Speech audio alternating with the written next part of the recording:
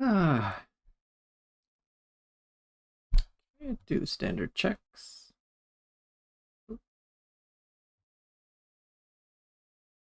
Oh, come on.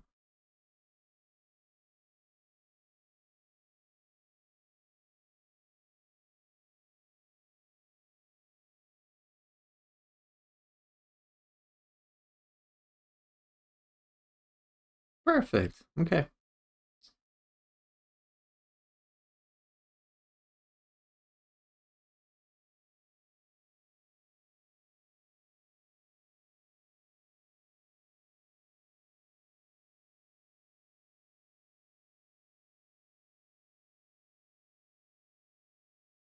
Yes, you are first chicken burrito. Let's see how many people show up today. Grand total of like two or three. Hey, what's up, Jake? What's this? This is what I've been doing on Saturdays before, just to kind of pass time, have some fun prior to the DLC. This is what I do professionally, and so on just weekends I just do this for free and for fun.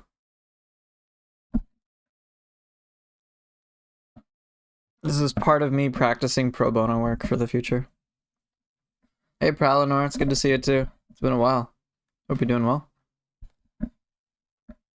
Yeah, I have for the time being I give coaching. I My day job is self-esteem relationship coach, so I'm just a coach. You can call it a life coach. Um, Whatever you want, but that's what I've been doing. I have a few clients, so yeah, like I charge a good amount. But this I just like to do because for fun. And eventually, in the long term, as I state in my form here, like I'm working towards becoming a therapist because I don't want to charge people directly. I'd rather have insurance take care of it. And I don't really want to worry about the whole money thing. Anybody can be a life coach. I'm not particularly attached to the title. I'd rather be a counselor, have some formal training. But yeah. Buddy, will you play Atelier Rise? It's made by Team Ninja. No. I'm not going to play it. Team Ninja has a lot of games I will never touch. Dead or Alive, I'm unlikely to play it. So, I skipped it altogether. Um, yeah. There are a few games I do like from Team Ninja, but if I like them, I really like them. Soon we'll be back. DLC coming. Yeah, DLC's coming on the 19th.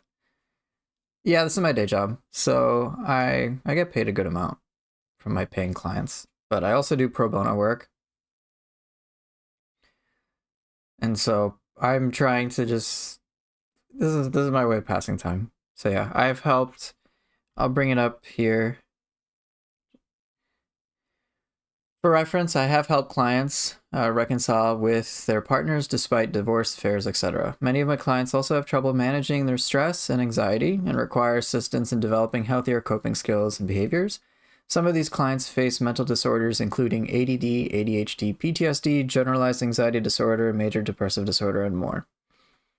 I'm not a therapist. I do not have a license. My information is not meant to replace any medical advice and is simply for educational purposes. I am working towards becoming a licensed therapist someday, but for the time being, I am just a coach, and anybody can be a coach very easily. To that end, I would strongly recommend you take any information I provide to you and work with licensed professionals you trust. Discuss it with them to ensure your own safety. So yes, this is what I do. I have helped clients reconcile. As you can imagine, people going through divorce, dealing with affairs, with like a lot of money on the line, all those crazy situations that most people are like, I don't think I want to handle this. This seems too crazy and chaotic. That's what I deal with. That's my bread and butter. Dead or Alive's a good game, but the way they handle the price, yeah, that's one of the other reasons I'm not interested in that series. It's just seeing like costume packs for $20. I'm like, no thanks. Just want to play my game.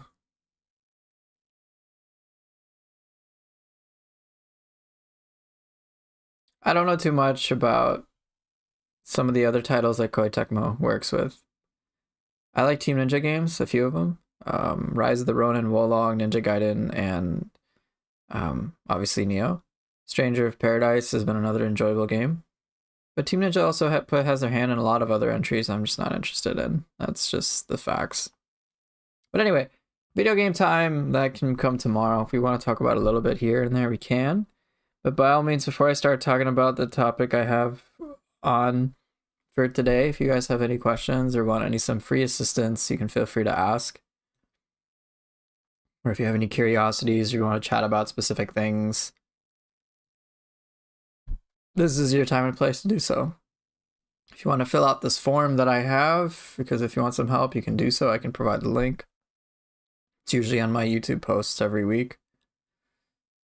But yeah, for me, otherwise today, the topic I was just going to go with, just for like a few hours, was entitlement. And how entitlement in large part is very much a disaster in relationships. But before I talk more about that, I think it's also important to define what I'm considering as entitlement. So as per entitlement and per the psychological term, so I have Wikipedia here. I'll just kind of read it out. Let's get some large text. I'll have standard width. In psychology, entitlement mentality is defined as a sense of deservingness or being owed a favor when, and this is the key part, when little or nothing has been done to deserve special treatment.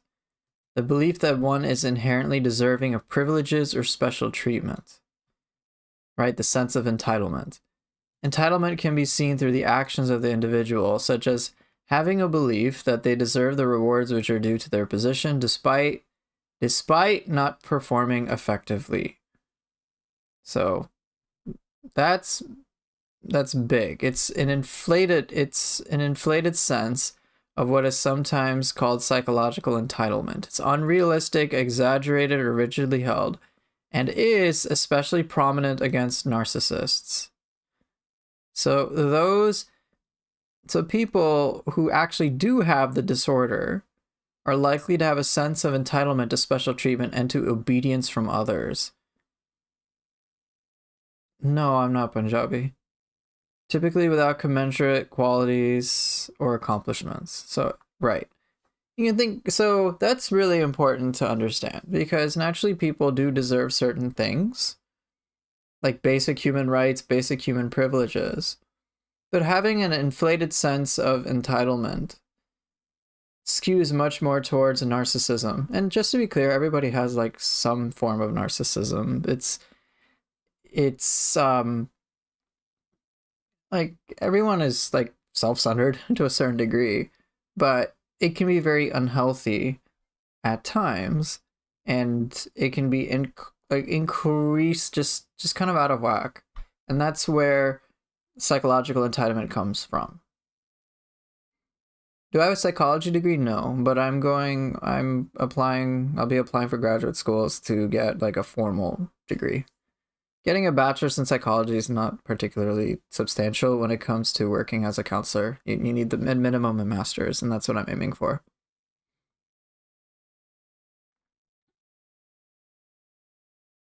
To put it in a simple nutshell with a psychological entitlement, it's like someone who acts like there's a king, and they just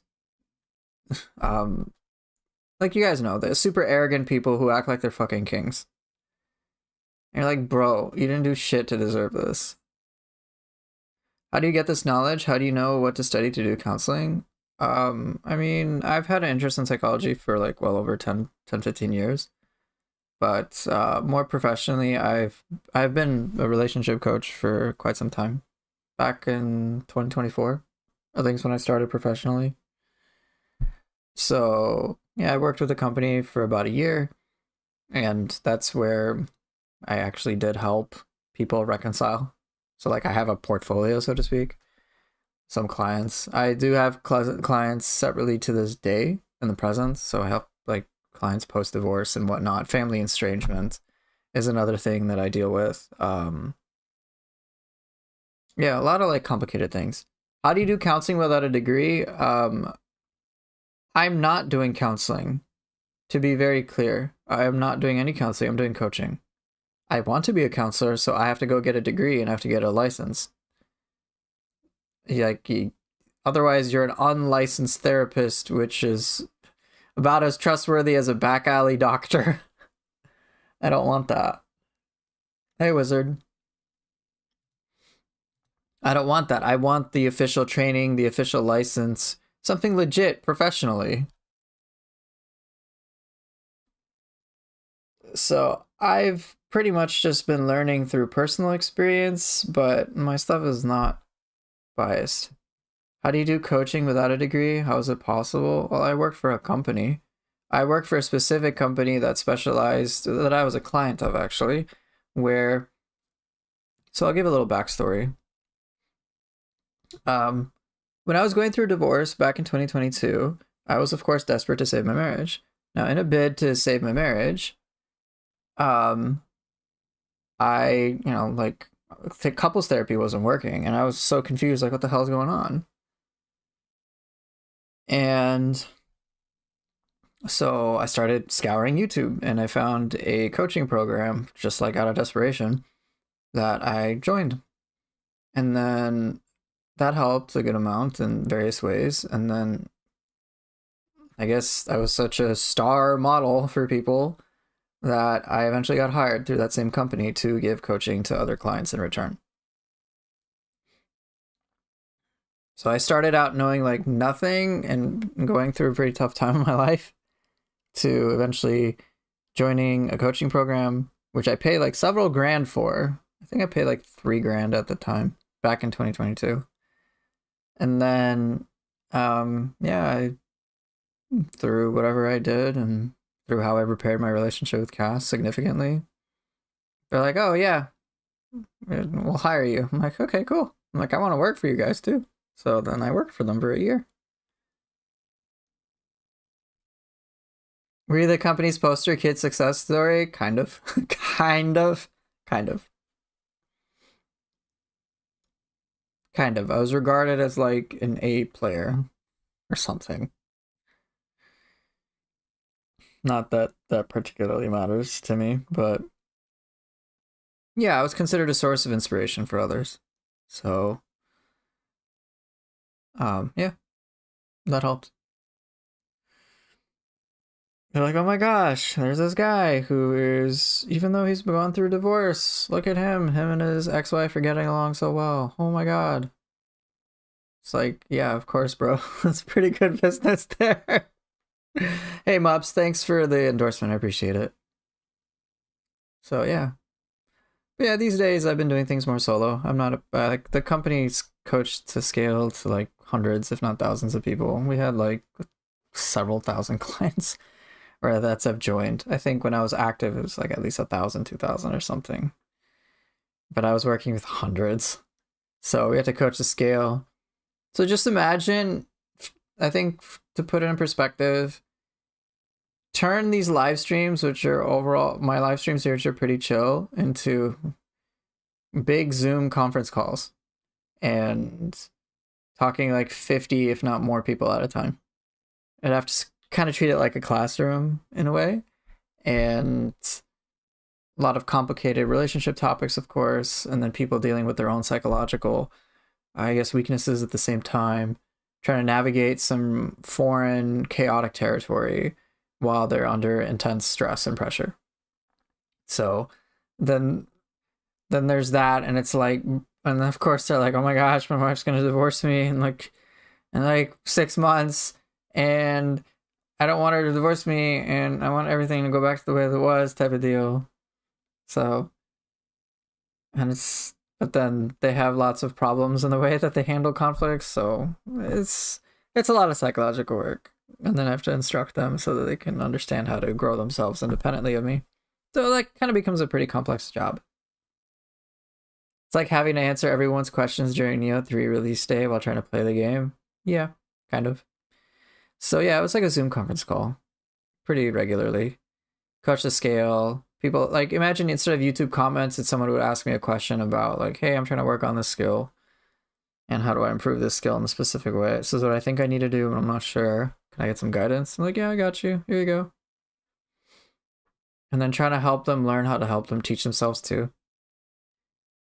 So there's just a bunch that went on. So that's what I did for about a year. But yeah.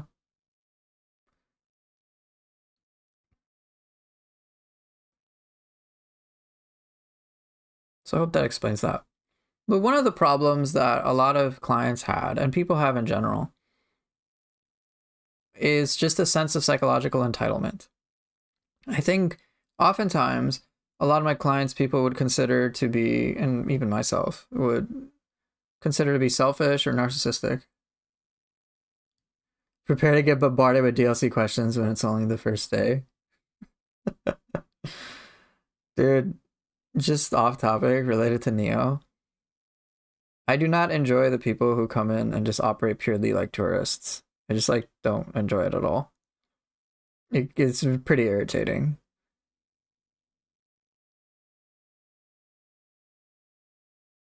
Why are you sorry? Oh, I thought you were referring to other people, not you. If you do that, I'm gonna shame and emotionally ban you, Chicken Burrito.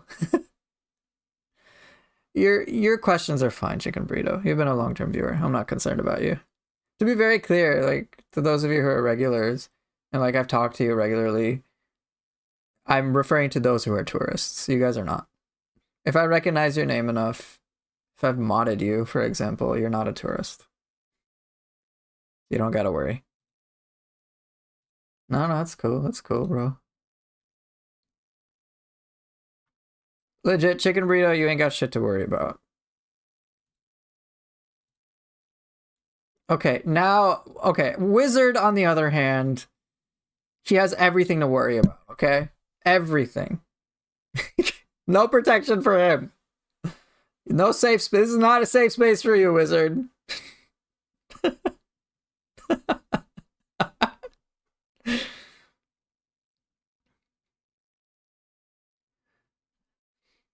But as I was saying, with the sense of entitlement that Wizard clearly has, oftentimes, so when it comes to my clients, oftentimes, and this is just part of, and they have a sense of entitlement. And this kind of relates to inflated sense of self-worth. Oops, no, I don't want that. So we've talked about this before with self-worth, self-esteem, right?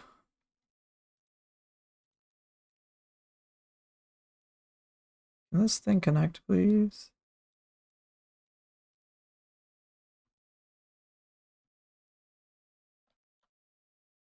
I don't know, self-efficacy, sure, whatever.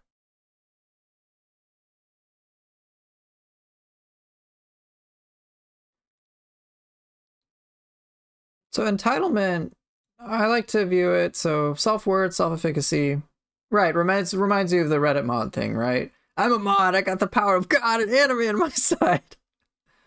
Right. It's, so like, I'm gonna pick on Reddit, the stereotypical Reddit mod, right? When it comes to their social skills, they will act like, when it comes to them socially, they'll act like, oh my gosh, I'm the best thing ever. And I deserve so much. And if you talk to me in a certain way, egotistical. And I think we say that because, from my understanding, we regard their actual skill level to be pretty shit. It's like socially, like, bro, dude, you need a serious upgrade. And they're like, oh my gosh, I'm the Reddit mod, I'm the king of everything, oh my gosh. We'll also use words like egotistical, inflated sense of self-worth, right? Arrogant, cocky, just like a straight up dick. Pretty narcissistic. But their actual abilities are garbage. That's what I'm referring to when I'm talking about psychological entitlements. That's a big thing. When it comes to things in relationships, the principle is effectively the same.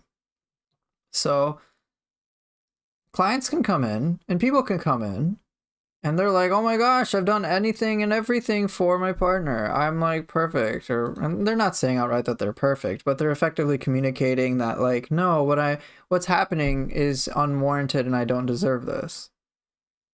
While that could possibly be the case, if you scratch the surface on what the basis of their arguments really are, you start to realize like, wait a minute. Actually, bro, I don't think it's that you were I don't think you were as great as you think you were. I think you have an inflated sense of self-worth here because your actual skills in creating a healthy, happy relationship, let alone a marriage, they're not very good. Your ability to resolve conflicts and handle things in a mature way is pretty shit. You're not very empathetic. You're quite selfish. And come on, like being selfish in a relationship and gaslighting your partner, like are you fucking serious? Like come on. Doing those types of toxic things is kind of a problem. Are we not entitled to a nice, healthy relationship? I want everyone to have a nice, healthy relationship. Entitlement is so like this. I want to go back to the definition of entitlement because sometimes, and I'm doing this because sometimes people can think, oh, I like don't deserve to have a nice, healthy relationship. Not everybody does. I'm pretty sure you'd say, oh, like if I were to say, hey, wizard, is a pedophile entitled to a nice, healthy relationship? I'm sure you'd think like, wait, no, dude, what the fuck? And then if that person would claim, but I'm a human being, don't I have wants and needs too? Be like, bro, you're being a pedo. No one gives a fuck. Cut that shit out. That doesn't make you like, I'm sorry, you're not entitled to a nice, healthy relationship. Really messed up tendencies.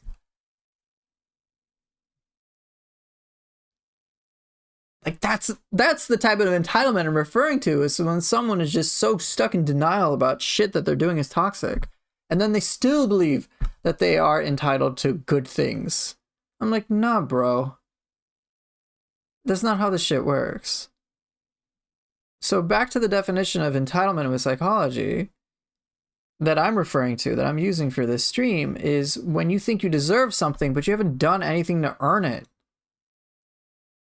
So what can happen to some of my clients or just some people in very unhealthy relationships in general is that they will do toxic things, whether it's intentionally or unintentionally, but they will do lots of toxic things. So their people skills are shit, basically. And then they still feel like, hey, I deserve all the good things from a person I've treated like shit.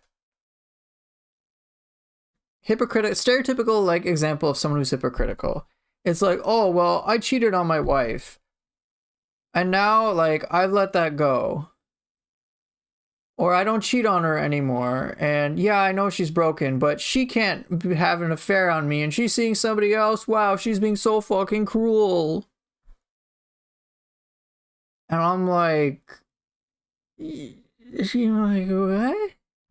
Entitled seems like a negative word, right? Which is why I'm using the specific definition and entitlement mentality specifically.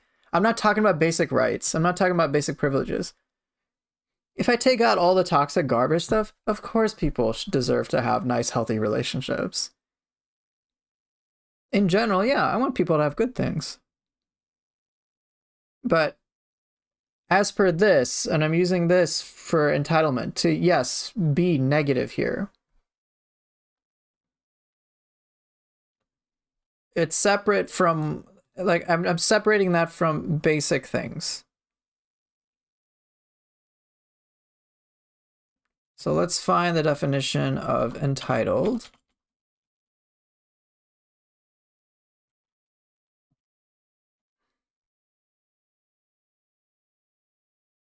So entitled, as per dictionary definition, is having a right to certain benefits or privileges.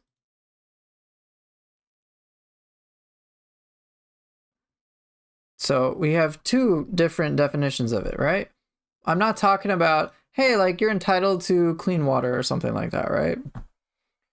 Or, you know, like just basic standard of living. You're entitled to food, you know, like simple things like that.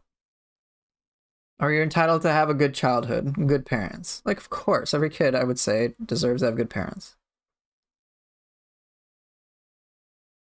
You know, it's not like a baby has to like earn their way to get love from their parents. I'm like, no, that's what should happen. But what I'm referring to entitled is more of the secondary definition is someone who's spoiled.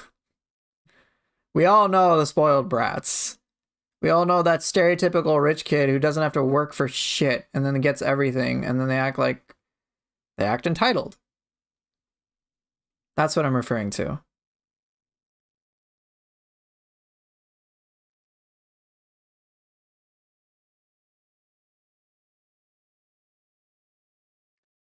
So for me, as per for the purpose of the stream, if you've earned it, then you're not entitled. Like you don't like if you've earned it, you don't. It's fine, basically. If someone works hard for something, yeah, they totally deserve stuff. Of course.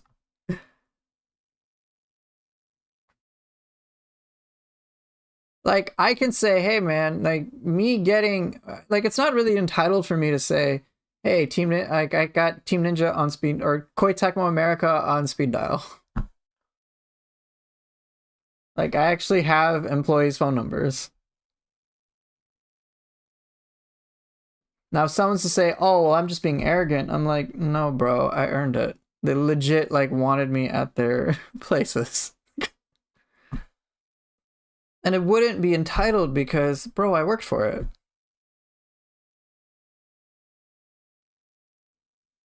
Pooper is rightfully entitled to free stuff from Team Ninja. I mean, yeah. I applied for a creator code for Wolong. Whether I get it or not is separate. But if I got it, it's because I earned it. They gave me Neo 3 for free. I earned it.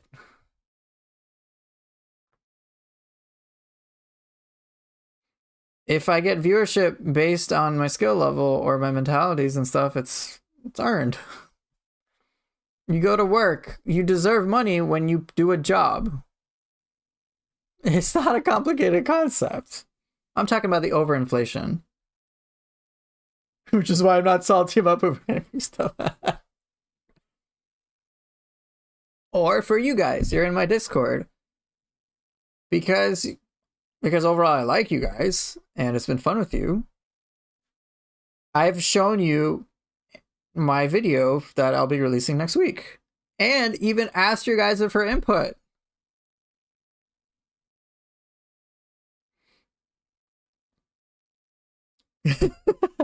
I mean, I'm kind of jealous, but not massively. I mean, it's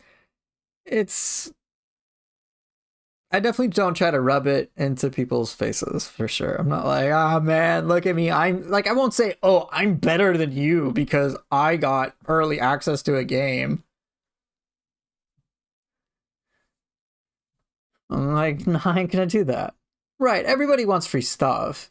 I earned it, so I get the free stuff. I made a lot of guides. I mean, they spent a lot of money on me to take me over to California. Like, it wasn't cheap.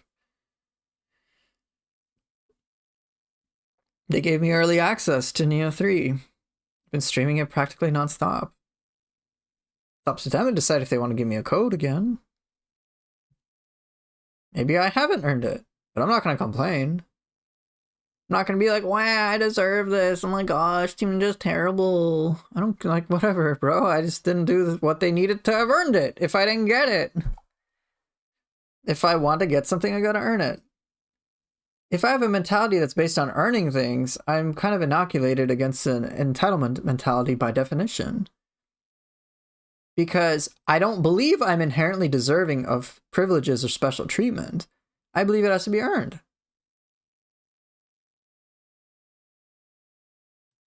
And just to be clear, there's some things that, like, I'm entitled to, like, certain basic things. But we're not talking about basic things. I'm talking about things in relationships.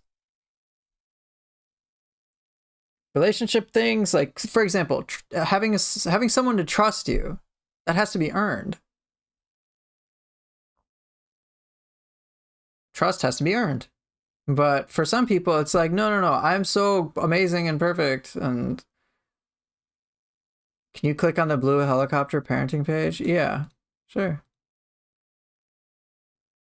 Helicopter parent is someone who's over attentive and overly fearful for their child, particularly outside the home and at educational institutions. I'm sometimes guilty of this. Straight up. I'd sometimes be like, oh my gosh. Like micromanaging. It can be irritating. So I've been cutting it back. Now, I don't go to this extreme. But yeah, someone monitoring every single thing you do and being controlling is pretty bad.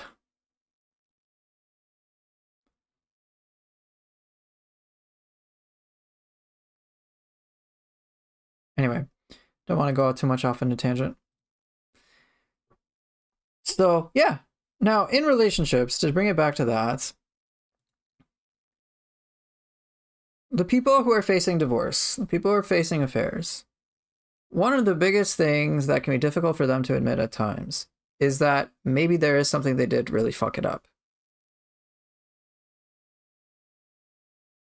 Maybe there is a sensible reason as to why their partner is leaving them.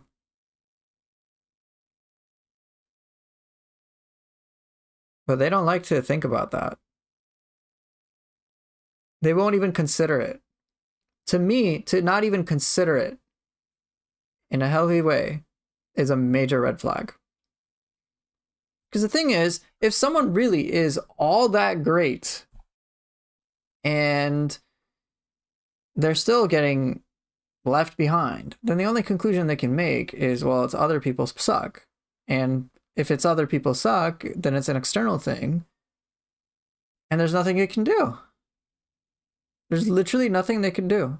If they really are so damn good as they're claiming to be,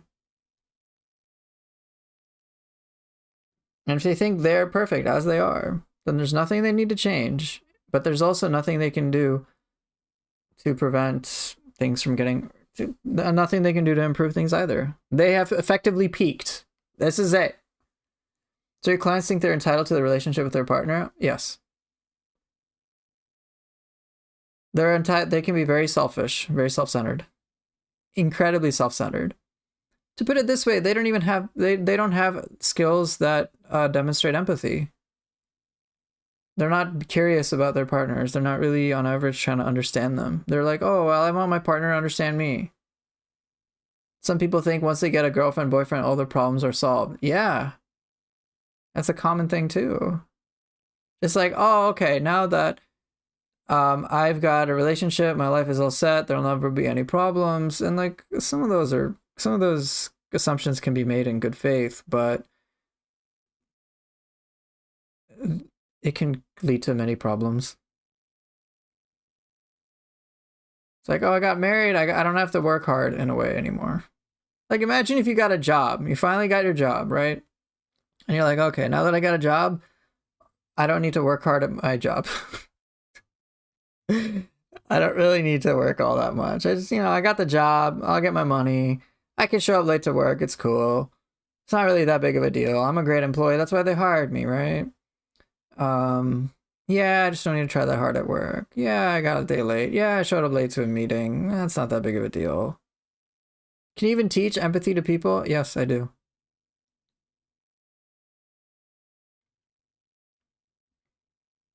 In my opinion, anybody who has emotions is more than capable of being empathetic.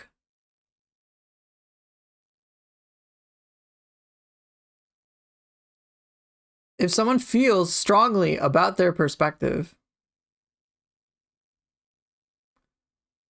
then they can feel strongly for another person's perspective too. So what I usually tell people is like, all right, you don't understand, like, let's try to understand. Okay, what would it be like for you if you dealt with these particular things in your life?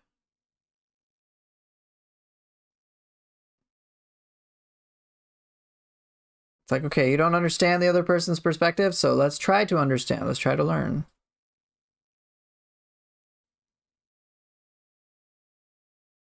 Like, oh, my girl would be the super amazing support role that not only takes care of my sex impulse, daily housework, and spiritual growth. Yeah, that's very unhealthy. To have that. It's like, oh, now that I found this girl will do everything for me. I'm like, that's a bit weird. I'm like, you're gonna do anything for her? Like, I can understand you want to feel satisfied in your relationship, but you're gonna do anything for her? No, she does everything for me. I don't need to do anything for her. They won't outright say that. They'll not even believe they won't even believe they're doing that, but their actions will communicate that.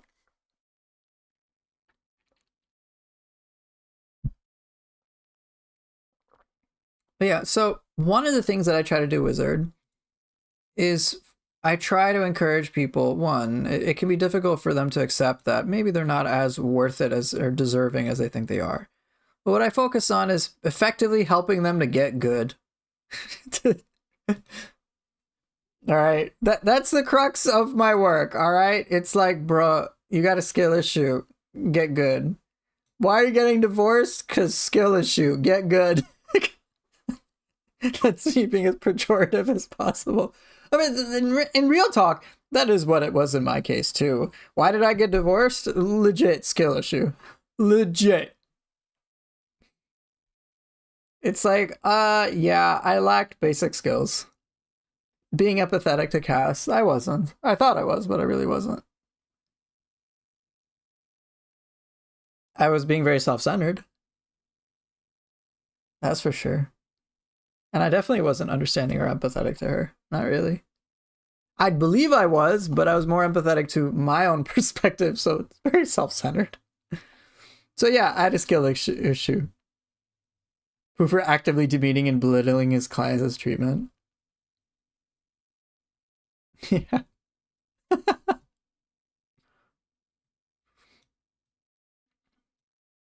The clients that I work with, I'm of that. So there's some clients that, yes, I will, like, I won't belittle them into personally, but their behavior, absolutely. Are you kidding me? I'm like, yeah, this is a skill issue, bro. It's not a luck issue. It's not the game is too hard. It's very obviously a skill issue. And then, like, if you just, if I'm sure if for both of you, if you were to spend time with some of these individuals, I think on some level, while you wouldn't be able to pinpoint things maybe in the way that I could, I think you would get the sense of they've got major issues. Just trying to find a perfect teammate in NeoCoop is hard already. To find a perfect teammate in real life would be super hard. We are all kind of flawed, agreed. It is more realistic to admit that and to try to support and grow with your lover together. Yes, exactly, Chicken Burrito. Legit, what you just said, especially in that in the most recent sentence, is exactly what I try to encourage my clients to do. To not try to say, hey, I'm perfect, but to admit, yeah, well, obviously I got issues, bro. Let me try, I'm gonna try to fix it, and I'm gonna go fix it. That's one of the mentalities I encourage them to have. The exact one that you're talking about. It's like, yeah, like I will admit, I'm like, yeah, I got problems, dude. We all do. Like, I was just even admitting, like, I'm kind of a helicopter parent. I kind of behave like that to Cass sometimes, and I've had to learn more recently, like, dude, this shit is pretty bad. And she gets annoyed by it, and I'm like, yeah, it's good that she's annoyed by it. But for me, I recognize, like, this isn't even healthy. I don't even like doing this. I need to cut this shit out. So then I work on it. And that's all. So that mentality, just much more growth oriented, is far better than being like, no, I'm just fixed and static in one thing. I'm only going to be this. This is it. There's no possibility of change. I'm not willing to grow and change. It'd be like, oh, hey, imagine like a dad, like finally having a guy having kids, and then him still behaving like a bachelor. You're like, bro, you got kids. Step up as a parent, bro. You're like, could you imagine like a dad just like getting wasted every night, partying at strip clubs or some shit like that? Like, not that I would do that personally, but that's like a stereotype. missing like their kids' soccer games because they're like too hungover or something. Be like, bro, grow up. Come on. Hello. You really like your wife is not gonna be comfortable with you behaving like an immature bachelor when you've got kids, let alone when the two of you are together. Of course she's gonna think, maybe this guy isn't for me. And they'd be like, oh my gosh, but and then if it was one of my clients, some of the ones who tend to fail, they'll act from a place of entitlement, be like, oh my gosh, how could you do this to me, man? Um, we made wedding vows together, and it's like, bro, you already broke them all. She should have left you like a long time ago. It's like, you need to grow up. This isn't a her problem. You need to grow the fuck up. And they're like, oh my gosh, you're so mean to me. I'm like, oh my gosh, just playing the fucking victim card. Yes, woe is you. You did some super terrible shit. And you did it for a long period of time and made your wife's life so hard and jeopardized your family's life. Oh no, you're the peak victim here. Like, get out of here. Like, no tears are gonna be spilled from my end, bro. Learned a lesson about stepping into control freak territory years ago. Even your closest friend needs some privacy. Yeah. I've had to understand not so much just that, hey, being a control freak is a problem, but why I would be a control freak in the first place. So I've been getting better at just separating, like, oh, hey, I recognize that what I'm reacting to has nothing to do with the other party, or like in Cass's case, I recognize there's some internal wound I've got that I need to patch up. And so then I try to do that. And then I get better. And then I have less of a skill issue. And as I have less of a skill issue, of course I can feel better about myself because it's more earned. Whatever things I like, I feel more deserving of things in the first place.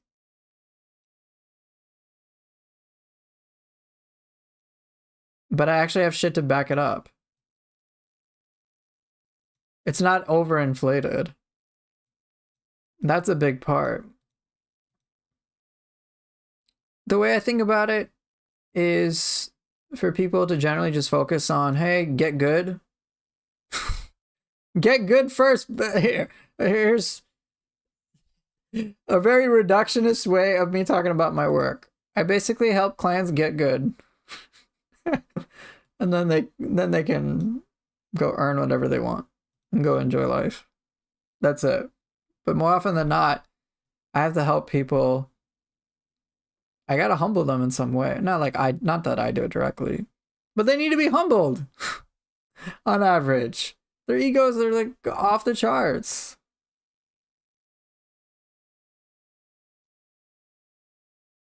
So that entitlement is a real danger. Now I'm very curious. Let's see. But it's not mine. It's her fault I can't get good. Why are you so toxic? What do you mean I need to do something? I deserve better than this. I know you guys are joking. Or I believe you guys are joking. That is legit how some of my clients will think. 100%. It's not a me thing. It's all her. Why are they so toxic? I don't need it. I've legit heard someone say, why do I need to change? I don't need to change. Oh my gosh.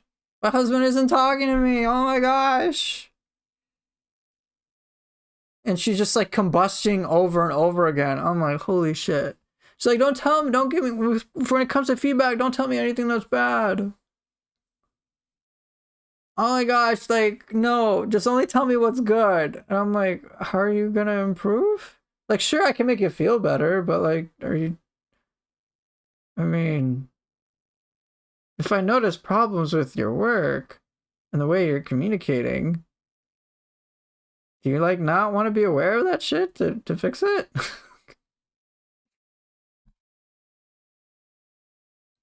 Or I've had one guy that I used to be friends with.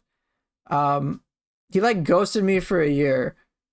I remember he said like he'd get back to me next week. I think I've told this story before.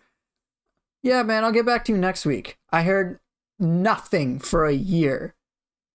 It's like, hey, man, what's up? I'm like, bro, given that it's been a year and you haven't said anything, you haven't even acknowledged it, I don't really feel like talking to you, dude. And then he's like, oh, man, you're like judging me or blaming me or some shit. I'm like, okay, whatever, dude. He's like, you're the one that's having a mind. You're acting. You're blaming my character. I'm like, I'm sure you like in my head. I'm like, I'm sure you had things going on, but that doesn't give you a pass. That doesn't entitle you to um treat me poorly. Like, oh no, I feel bad for you that you had stuff going on. But guess what? You still caused me damage. It doesn't give you a free pass. Like I waited for you for a year. Think I was like excited or happy? Like, don't you think I was eager to speak with you next week when you said so? You didn't follow through. You didn't keep your promise. Like, I'm not gonna trust you. Then I heard nothing, and then you act like nothing happened. I'm like, get out of here. Right. They took be yourself and upgraded it to be full of yourself. It's all me, me, me. Exactly. It's very selfish. And someone who's very selfish, by definition, isn't healthy to be in a relationship. So I have to help them uncouple whatever selfish tendencies that they have and learn to separate that from relationship stuff, help them heal themselves to be more selfless, more altruistic, more kind, compassionate, things that actually work in a happy, healthy relationship. Because those are the things that create happiness and health in a relationship. I have them get good in that. And then they can get what they deserve. But they don't want to admit that what they're experiencing today, on some level, they might deserve. And that refusal to consider it fucks them over. But yeah, it's a problem. That entitlement mentality in relationships is a big problem. It's not, they're expecting so much without earning it. So yeah, I'm not selfish. That's just like your opinion, man. I know you. I that sounds like a joke, except that is actually what I deal with at work. One guy, I think I've told this story before of one guy that was projecting, like, well, he's like, well, I didn't really cheat on my wife. I just had sex with other women. I'm like, that's cheating on your wife. I didn't really have an affair. And then as the more I corner him into admitting that no, he's actually full of shit, he's like, well, I bet my wife is doing it too. And I'm like, no wonder your wife doesn't want to be around you, dude. No fucking wonder. You won't even admit you fucked up. A joke that works well usually got some element of truth into it. Yeah, it's just got like a lot of truth into it. It's like I told you, remember that like former boss I told you guys about who's like, hey, I'm more humble than most people.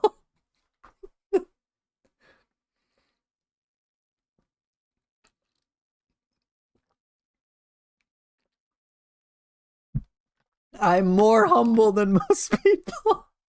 I get fucking real, dude. Ah, yes. He's so humble. Because he's only more humble than most people, not the most humble. Like, what a joke! You learned well from your humble boss. Sorry, he's not most humble. Remember, he's more humble. I'm the most humble street. It's just so bad. I'm like, stay away, like, staying away from that shit. Humble mogged.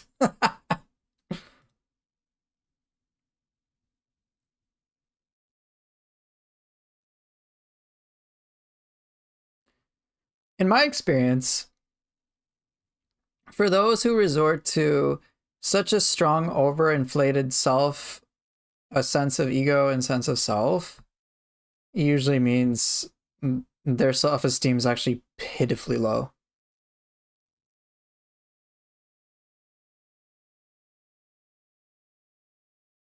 like pitifully low. They're not happy with their lives. They're like miserable. It's not secure.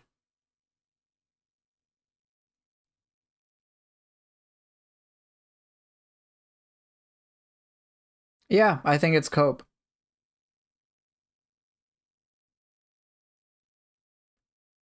Because even that guy I was saying who he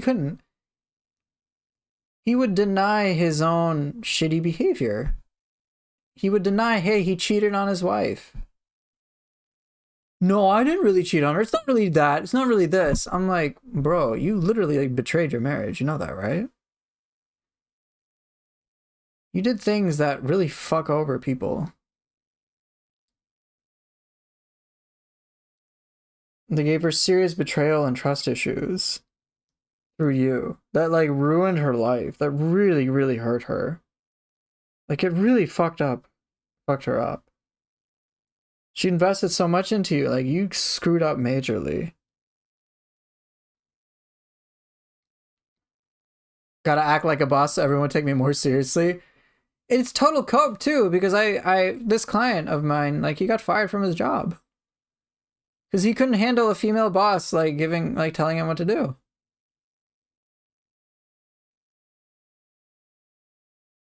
He like couldn't handle it.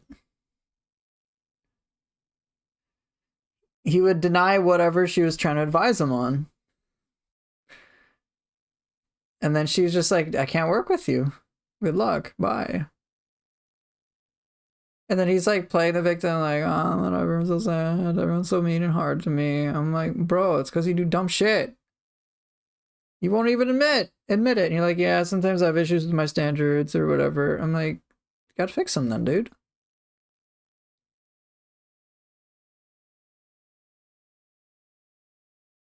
But he was in so much denial over doing something terrible because I'm sure he probably had his mother tell him what to do all his life, some unresolved issues. Probably. I learned a bit about his parents, and I'm like, okay, but even if you've got crazy parents, you don't live with them anymore. You're away from them, right? You still make choices independently of them, so you are responsible for your own behavior. But he wouldn't accept responsibility for his own behavior, and he would just keep making excuses and pointing the finger elsewhere. Keep acting like an entitled he'd act like a victim and use that as a sense of entitlement to be terrible to people, to his own wife. And you're like, oh, she's just too difficult. I'm like, bro, you cheated on her multiple times. Like, get real. And he didn't. So, pretty sure he's divorced by now. And not only, and it's not the divorce in of itself, which is the marker of things. It's the fact that it's not going to surprise me that he would go the way of divorce. Like, no one's going to be sympathetic to someone who we learn, oh, they're a serial cheater. Okay, well. Oh, you're a serial cheater and your wife is leaving you because you cheated on her? Yeah, we get it. Oh, you're feeling so broken up and sad that she's leaving you? Yeah, nobody cares. You did terrible things to her. We are on her side.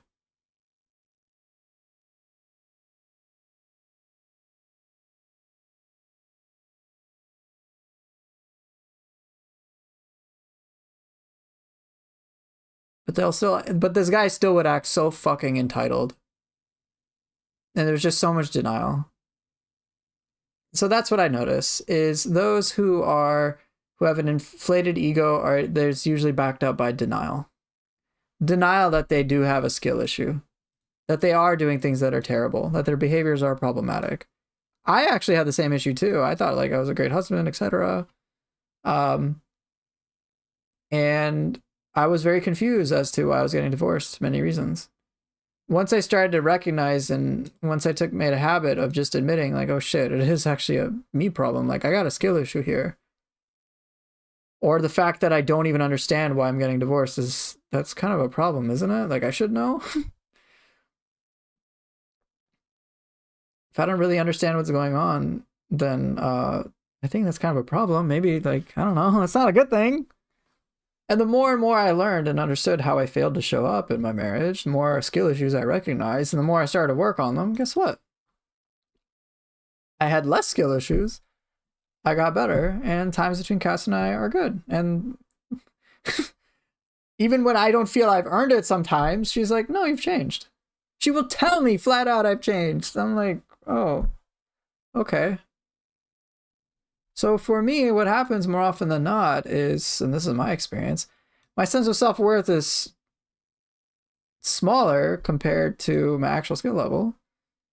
So lately, just over time, as I continue to grow my skills, so to speak, I've been trying to increase my self-worth too, with more traditional routes like therapy, which have been very helpful. Sage gaming advice, transcending video games. Just get good. Pretty much. Get good, bro.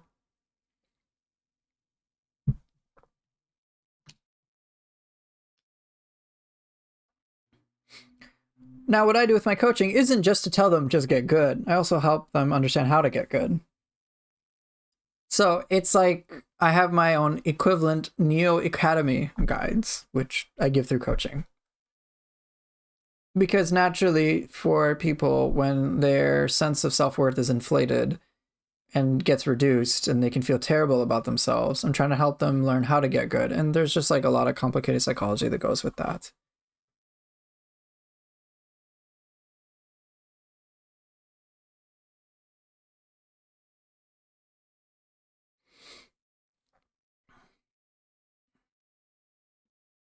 But yeah, it can be pretty challenging work. But I want to segue this into just seeing how much of this entitlement stuff reeks in divorce subreddits, just to kind of give an idea of things.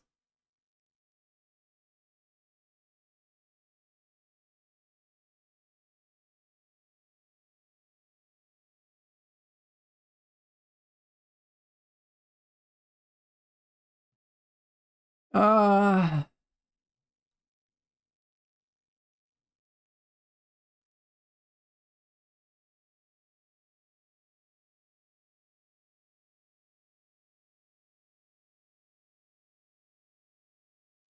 this is interesting. I'm sure you won't find any entitled people on the Reddit. Nah, 0% chance. So here, spouse, let me blow this up a little bit.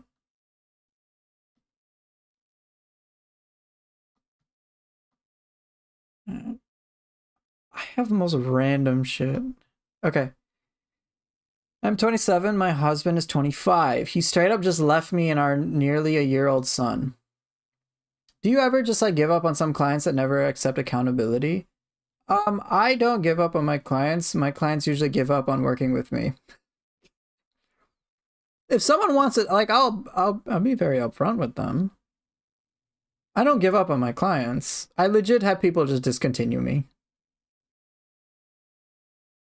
So that guy, for example, who was cheating on his wife and did cheat on his wife, and like he just blatantly lacks the ability to accept any accountability. He stopped seeing me. I'm still available. I remember I told him that like, hey, like I've been kind of giving you like dirt. Like I was giving him, dude, the amount of work I was doing for him for dirt cheap. It's like 30. I only asked him for like $30 per session when I normally charge 100. So I told him like, hey, coming New Year's, I'm giving you like a few months notice, but I'm gonna be going to my standard rate of $100 like per session. But if you can't afford that, then I understand. And you do have access to these free resources, and you can certainly go with that. I never heard from him again. Nothing. He's like, well, yeah, I'll see if like I can do the payment thing or whatever. He never did.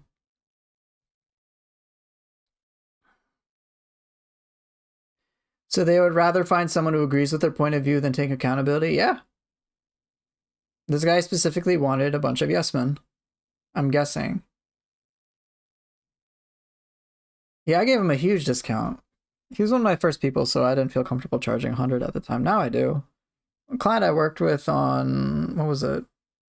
Wednesday night? Was it Wednesday night I worked with her? Yeah, like, she paid me 100 easily. She's like, yeah, it's not about the money. And she's like a software engineer or something like that.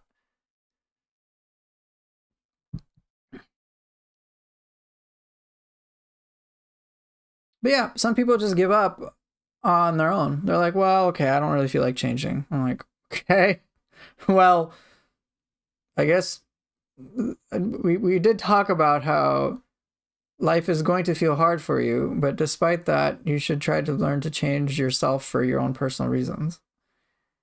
Now, if you don't have personal reasons, then yes, you are going to burn out. And which is one of the lessons we've been trying to instill in you in the first place, which was change for the sake of change anyway. No one's going to believe that you are different if you don't have any genuine personal reasons for it. If you're changing just to get your partner back and only to get your partner back, you are going to fail. Because guess what? Your partner will not come back because they don't believe in you. They don't trust you. They've already trusted you a bajillion times. Of course they're going to leave. And if, oh, you're changing for me now? Okay, great. Well, I don't believe it. Bye. And then this guy or whatever is like, well, okay, now I give up. I'm like, okay, you just confirmed your suspicion. But somebody who is not so focused and obsessed with like, oh, I want this particular outcome, and instead just like, hey, I'm going to change because I fucking believe in it. I believe in it, so it really doesn't matter if this person comes back to me or not, because I recognize, hey, I'm fucked up! I got things that need to change anyway, no matter what, and I'm going to change regardless. Like, yes, I obviously want my partner back, but even if I don't get my partner back, I'm still going to change anyway. And then they do, and they carry that on out, so then guess what? Their partner's like, oh, this might be legit. Which is the case with every single client of mine who has ever succeeded. Is that whatever external pressure they're facing is an irrelevant point because they're so focused on themselves internally. They're more secure too. Their sense of self, their sense of approval, and it's just so much healthier. They're able to admit their flaws, as Chicken Burrito has mentioned. They're like, yeah, like, okay, sure, yeah, I got flaws, I'm gonna work on it. Fine, you don't want to be with me? That's okay. Because I got flaws and I need to work on it anyway. I would love, obviously, for you to come back, but I got shit to fix. I'm going to go fix that. And then they actually go fix it. Oh. And then the partner might think, well, even though I've taken away every little bit of hope that we could possibly ever get back together. And it's not been like this for a few days. It's been like this for months, if not years. This person's still not only committed to changing, but they're like growing a lot. And they're like being really, really, really good. So, okay, let me come closer. And let me be curious. Maybe this person's actually good. And then, if you're like that other client,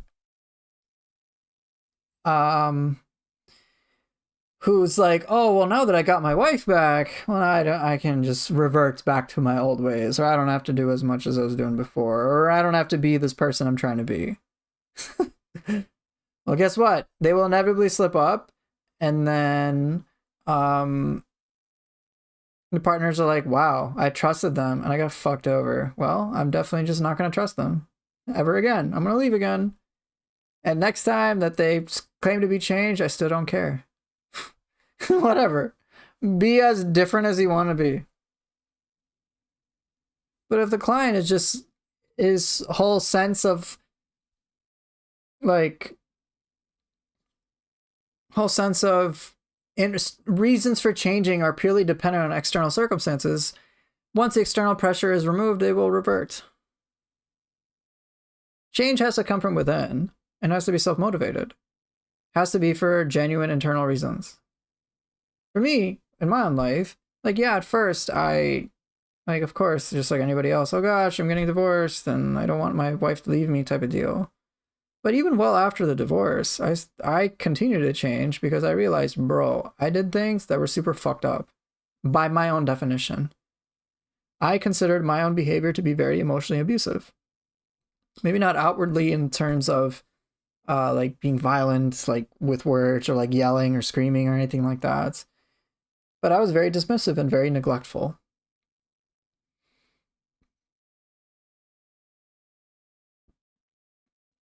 So that's pretty bad.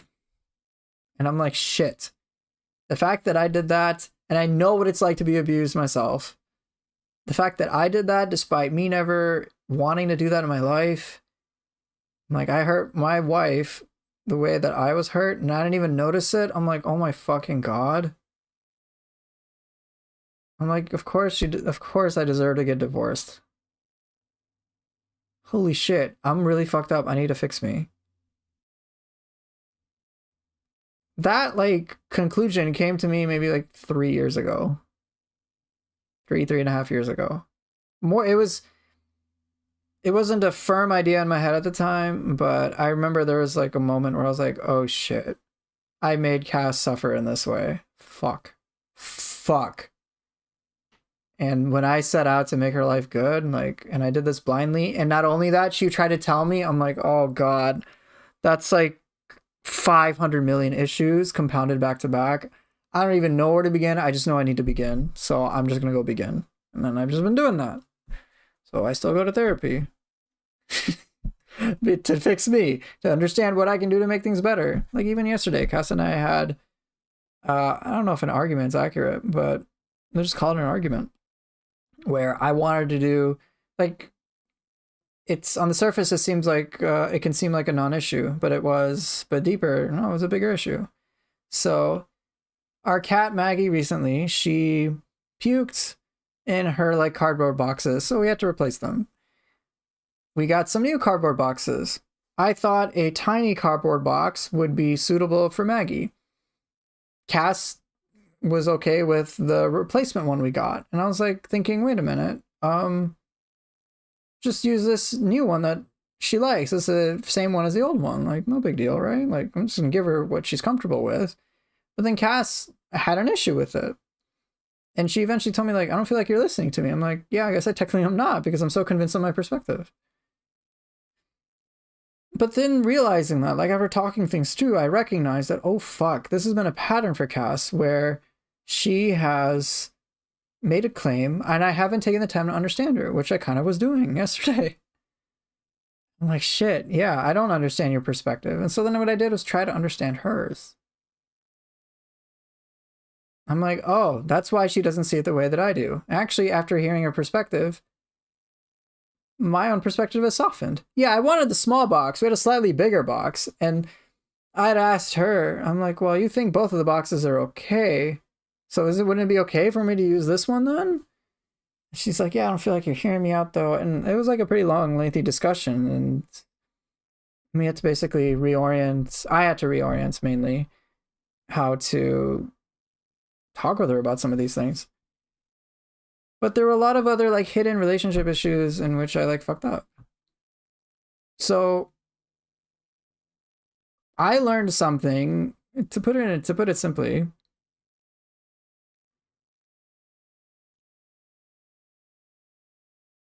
Katie deserved the biggest and best boxes. I had my own reasoning because Maggie it's like she liked that small box and she seemed really comfortable with it, but sometimes with bigger boxes she doesn't like it. Cass basically said that, what changed my mind actually was when Cass said, oh, she's actually seen Maggie like all different manners of boxes all relatively equally. And Cass like remembers that from several years. I'm like, shit, I don't remember this. I have memory problems. I'm like, well, I'm going to take Cass's word for it. Okay, well, if it's really not much of a difference and it's already past Maggie's enjoyment threshold, then who cares? I'm like, all right, we'll just do it with what Cass is saying. I'm like, it's fine by me. We both want Maggie to be comfortable. I had one way that I thought would work, and Cass clearly had more knowledge. But for me, I'm not focused on like, hey, I want to be right, because then insert whatever outcome I'm hoping for. I'm just like, well, whatever. Just I lost my train of thought. But I was willing to take accountability for my shit there. I was like, yeah, you're right. I've done these screwed up things. So I just recognized, hey, this is a problem that I caused you for a long time. I understand the deep damage I've done to you, and it was like a pretty long conversation. But yeah, I recognize I have some things to change, so I want to try this instead. I'm sorry that I created an environment where it always felt like I had to be the right one and had to go my way, and your way was dismissed all the time. That's terrible for you. It shouldn't have happened to you, and I'm sorry about that. I mean, no wonder you fucking checked out, because it had to be my way, and you're like, ah, oh, fuck this. I don't want to deal with this shit anymore. Like, whatever. It's not that big of a deal to me. Keep this guy happy or whatever, I guess. But this is fucking annoying. She's like, yeah, that's how I felt. Yeah, a lot of resentment, a lot of anger. Just like, I don't want to deal with this shit anymore. It's like, yeah, whatever. Just go. And then from there, I just said, hey, I understand I did that. It was pretty bad. And that's why I want to try going forward I'm trying to make it so it's much more of an equal discussion where it's not like, hey, I win or you win. Like, I don't ever think you think like that, where you're obsessed with winning, but it's just, we both come to a resolution that works for us and we both feel good about it. Like, that's all. I'm willing to be very flexible and to try to learn what I'm missing, like all the time. Like, if I might be convinced about something, but even if I'm strongly convinced about something, if you are still strongly convinced about something, then like, even despite having your own, if you have a difference of opinion and you understand mine, but you're still different, you still feel the same about yours, I actually want to know why, because that means I am lacking in something. I'd love to know about it. I'm like, convince me, it's cool. See, Poofer, you should reflect and stop doing things your way. That's why you should do it my way and redo the Takaski clip. Yeah, fuck off.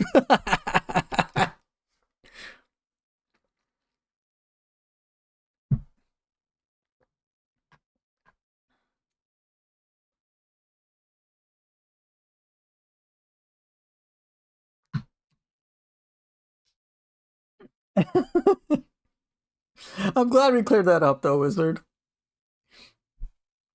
But yeah, but when you had said that, like, oh, yeah, sorry, when you had acknowledged, oh, shit, sorry about that, I was like, okay, it's cool. Like, if you just take taking accountability makes things so much easier. Then it's not like a fighting and, like, flaring up to a bajillion things as it was a bit before. I'm like, okay, as long as you get it, great. That's all. I don't like to be told what to do and controlled in that regard. So if it's like, hey, you have to do this because I say so, I'm like, no, I fucking don't. I don't care about your opinion at that point. Whereas if you saw, for example, other people who are giving me feedback, they're like, hey, what do they like? What do they dislike? And then I get to choose what I want to do with it. Some people I'm like, oh yeah, I'm going to try to do what they like. For other people, like yourself and Soulpool, you would have some interesting suggestions at times that I'm like, I don't know what if I can do it or if I want to.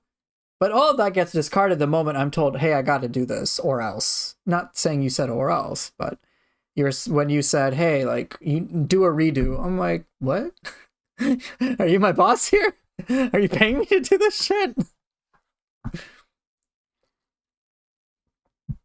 But taking that accountability makes a big difference. So, but yeah, it's water under the bridge for me now. Unless I have to worry about it again. Which I hope I don't.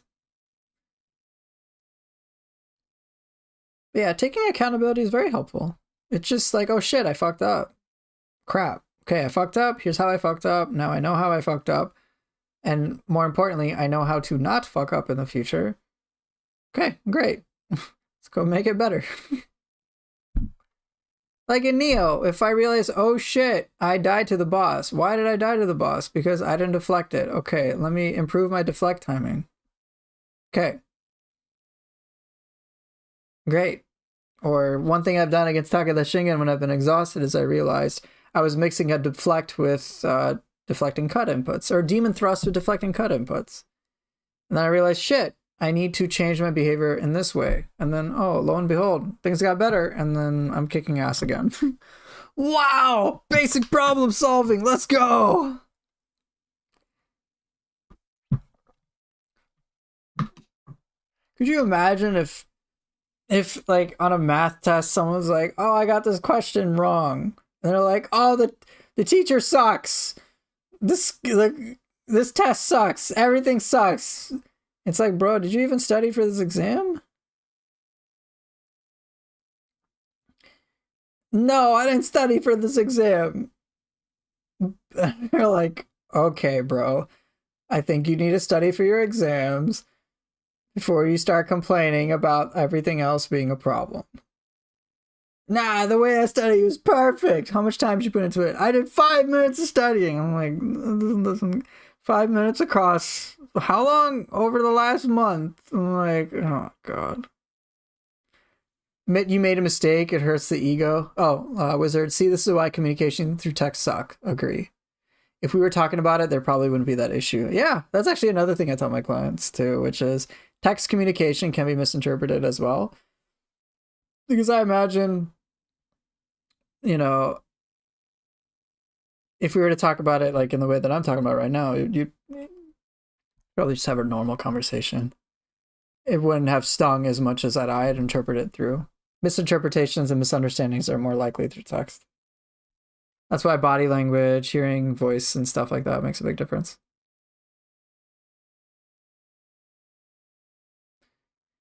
Admitting you made a mistake hurts the ego, and some people's ego got low HP. Yeah, that's true. That's the thing.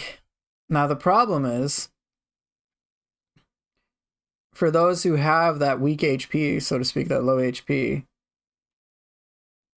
they don't realize that the mistakes that they are making is actually making the shit worse.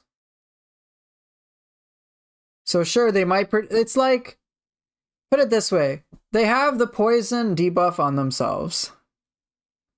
All right? They got poison, they're poisoned. They don't have tenacity, damage over time, okay? They don't have tenacity. But they're suffering from poison and scorch. And they have like 100 HP left. And instead of using an antidote, they're like, let me just try to tank the damage. And then what happens? Their character dies. So I'm trying to say, it's like, bro, just take the antidote or just dodge a few times. Yes, you're like, you're gonna have to accept you got hit by the enemy. The worst thing is they don't know the denial only makes them look worse. Exactly. The only person they're fooling is themselves. If they're like, no, I don't need to take an antidote. I don't need to dodge. I'm not poisoned. I'm not on fire. And we're all like, bro, your HP is going down and we see the debuff icons. Just take the fucking antidote. And then their character dies and like, oh, the game's so bullshit. And you're like, bro, you literally could have just taken the antidote and you would have been fine. Oni Ryu, come on. It's not even Neo Day. I am talking about Neo, so I suppose it's warranted. This is fine while house is on fire. Exactly. So that denial doesn't help anybody. It might make them, it'll help them temporarily in the short term feel better about it. But then in Neo terms, they're gonna die. And then they have to redo the whole boss fight or whatever all over again. It's like, no, bro, just take the antidote, use the elixir, it's okay. Yeah, you're not perfect. Like, you're gonna keep facing the same cycle until you just admit what is lacking. Like, if you're content with dealing with this, okay, I guess, go ahead. Like, when I started out in Neo 3, I started out with elixir, so I'm like, I don't know shit. I don't know how to play this game. I don't know how to manage. What do I need to prioritize? And what's one thing I generally say on my Neo streams is, I'm not here to win, I'm here to learn. If I'm learning, and if I learn enough, and I get good enough, I don't have to worry about winning anymore. It's irrelevant. Even when I play Neo 3 now, like, I can like, if I really put my mind to it, I could beat the boss this first try now. But I'd have to play a very specific way to do it, which I'm not trying to do. I'm trying to beat them in a way I find cool. So that's more challenging. But even then, I'm just focused on learning. That's it. I'm like, yeah, I made a mistake. Okay, great. Maybe it's time to equip the elixir back when the DLC comes. It's possible. I'll have to put those elixirs back on. I'm hoping I don't with my whole Amrita absorption setup. The thing about it, I'm also admitting I need healing. I can't do no damage runs. It's very rare. I pull them off very rarely. I'm also not trying that hard for them. But I have a lot of healing. I'm admitting I'm not a perfect player. Just by definition. If I was a perfect player, I wouldn't need any healing. Because I wouldn't get hit.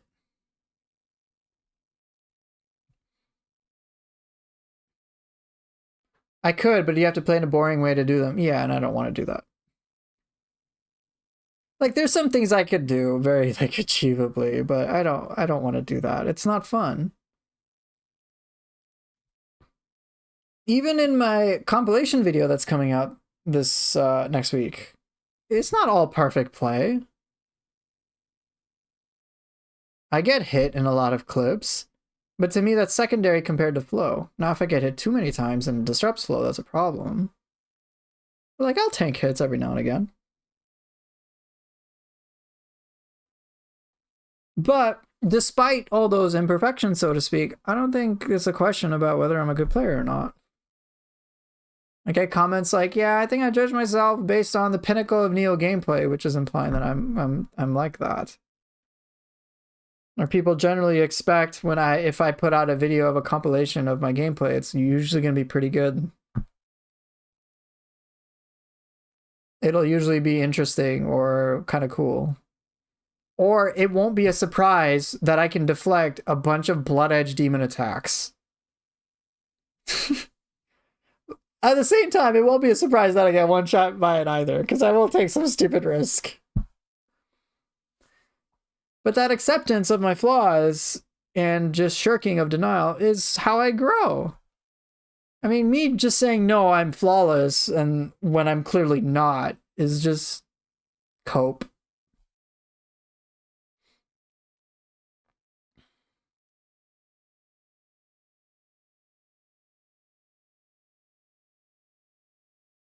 So to bring that over to Reddit now, let's take a look at this post from a woman. She's 27 and her husband's 25. He straight up just left me and our near-old son. Damn. We've been married for 13 months and I'm very much hurt by all this. Like every couple, we would argue, and most of our arguments were always about him not helping me around with our son. Oh my God, bro. Bro, help your wife out with your own kid. Are you kidding me? He always felt like I was attacking him when I would ask him to watch our son so I can shower or make dinner. Bruh, I'm already have the stink eye for the guy. We live in a back house that my parents built for us on their property. We pay no rent. Damn. The goal was to be here until we can get a home of our own. He came home from work 2 weeks ago and didn't say anything to me. He works in a mail package delivery, so I know he's tired most of the time. We were supposed to go to my sister's house that day for dinner, and we didn't go because he didn't want to, okay? It was quiet between us for a few hours. He just sat on his phone with beer bottles surrounding him. Oh, this is bad. He told me he was going to his mom's house for a few days. He wouldn't give me a definitive answer when he was coming back home. He works maybe 10 minutes away from our shared home to commuting 55 minutes from his mom's house. A few days went by, and he really wasn't talking to me. Only asked for pictures of the baby and still wouldn't give me an answer when he was coming home. Then he came home and left with all his stuff. He transferred job locations closer to his mother's and left me and our son. Ouch. I'm just very hurt in all this. The man that I love really just up and left. I think it's harder to deal with knowing he did this to his son too. I'm going to file for divorce and I'm just scared. I'm a stay-at-home mom because he just swore up and down that he wouldn't leave and he would provide, but he just left. The only thing that's been keeping me from thinking that this isn't a lost cause is that I've been solo parenting since our son was born. Oh my God, dude. This husband, what the fuck? He wouldn't even bother changing his diaper, let alone read a book to him? Are you fucking serious, dude? I don't know. I know this says more about his character. I don't know if he was having an affair. Dude, even if he isn't, it's still bad. I'm just so lost in all of this. My state's a no-fault state. I'm dreading putting him on child support, and then there's custody of our son. I'm just scared and very much alone. Any and all advice is more than enough. I just don't know where to start and how to deal with this. Most people hate their spouses before the final end. But he just abandoned us. I know he doesn't want to be put on child support, but how else am I supposed to get assistance with food and childcare when I do return to work? Oh my God. Dude, I feel so bad for this woman. Oh my God. How much you want to bet that this husband, the moment he gets divorce papers, it's possible, and I mean, I don't know if this will be the case, that he's just gonna like swear and up and down a change and be all there for his wife and his son now. Oh my gosh, how could she leave me? To me, it would be of zero surprise that this woman filed for a divorce at all. I wonder if she responded to anything.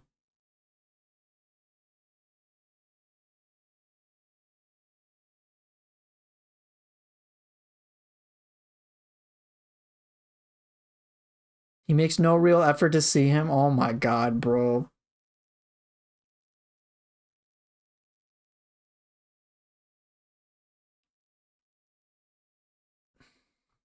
I don't know about this. The guy didn't leave for no reason. My wife must be at fault. That's a shitty conclusion. He obviously left for a reason. I'm guessing for him, in his head, he's like, oh my gosh, I'm so overwhelmed. I didn't want to have a kid. I was too young. Oh my gosh. My wife forced me to have a baby or something. I don't know. There's no indication of that. Hey, can you watch our kid? Oh, you're just attacking me. That I feel irresponsible. I work so hard. I'm so tired.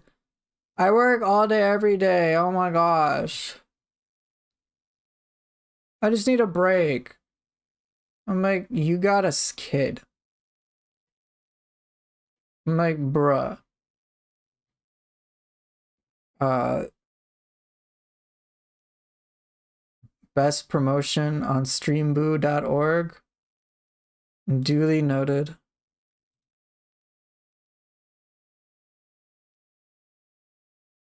All right. How do I get rid of this?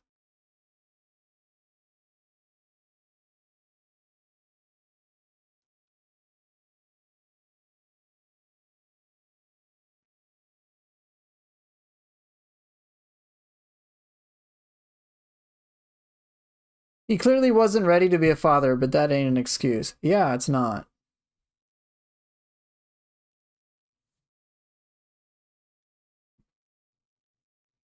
It's not an excuse.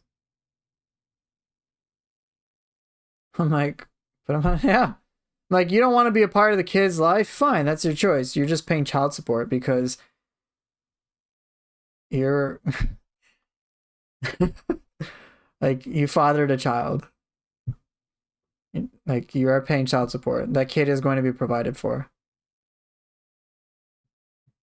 But I'm like, seriously, dude? Oh my gosh, I feel attacked when my wife wants me to watch our kid so she can do a chore or take a shower.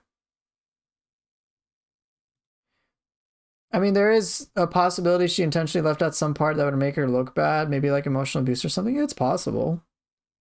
Obviously, it's possible.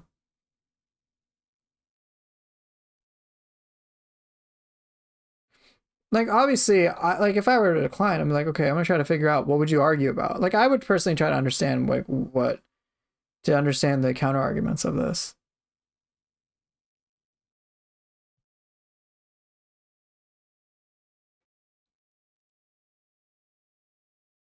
But typically in my line of work, and this might be a gender stereotype, but I'm more skeptical of men than women. Far more often. I've had better luck working with women compared to men. Not to say that every woman is successful. I've had like problematic female clients, and I'm like, okay, it's like I've told you where, um, just like a woman just like well out of her head. I'm like, okay, no wonder her husband thinks she's batshit crazy. It's like, okay, woman's being physically abusive. Woman got her husband locked in jail, and I'm like, okay, this is pretty bad. Like, okay. But on average,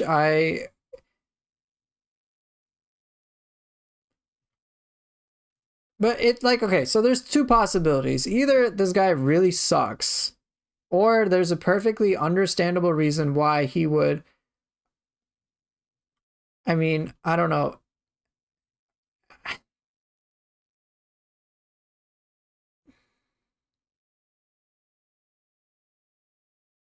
Like, dude,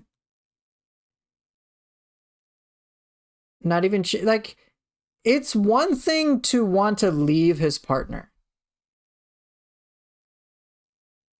It is one thing to want to leave the partner. I'd be like, okay. But I'm like, what about your kid?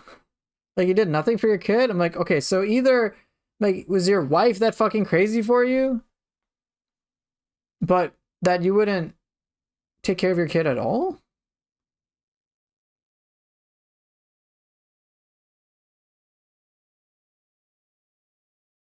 It is possible she's a crazy nagging woman. I don't know.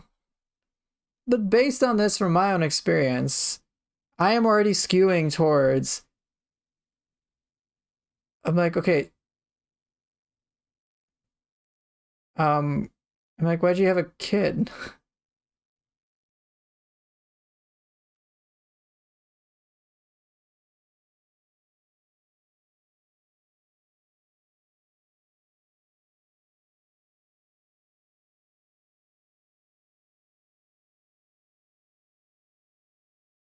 Like, I don't know. Like, if your wife was this crazy, you married her and you had a kid with her. I mean, I don't know.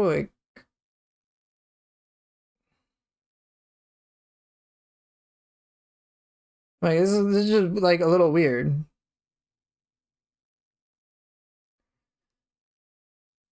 I don't know. I don't know what the deal is.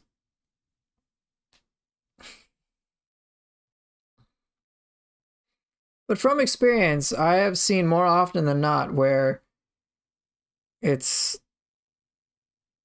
more of like I'm usually cast my suspicions on the guy more often than the girl. More often.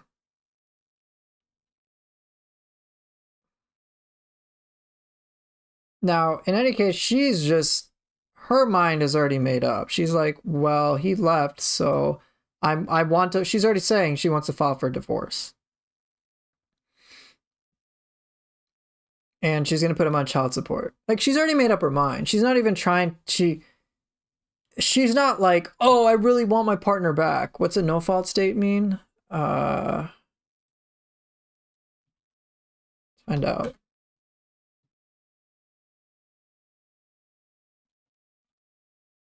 I can spell. Also, can this AI crap go away?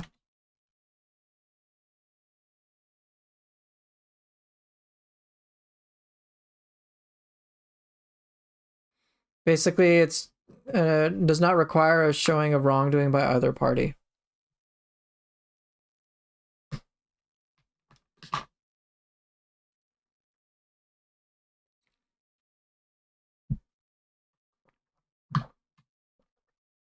Yo, props to your stepdad.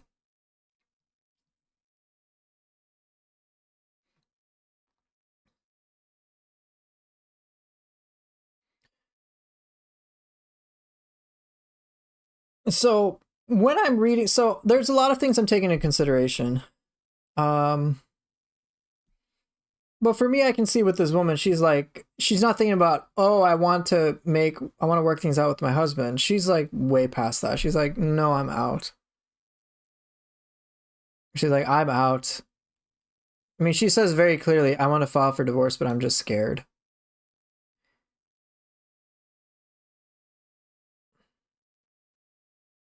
And I can kind of tell, like, hey, we do argue, but it's pretty much about, like, hey, can you help me? Can you help me with our son? Oh, I'm feeling attacked.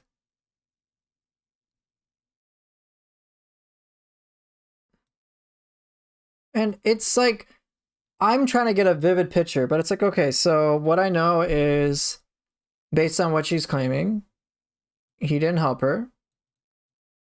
He probably was like, oh, she's being a nag. I feel attacked. She's like, hey, can you watch your son so I can shower and make dinner? It's like, I'm not attacking you. I'm like legit. I just need help. And he's like, no, I feel attacked. I'm so tired, whatever. They live a place for free. Okay. He works mail package delivery. He's physically tired. I'm like, don't you think she's tired too, bro? Like, she has to take care of the kid 100% of the time. Like, give her a break. And then I'm reading, dude, beer bottles around him? I'm like, that's not good.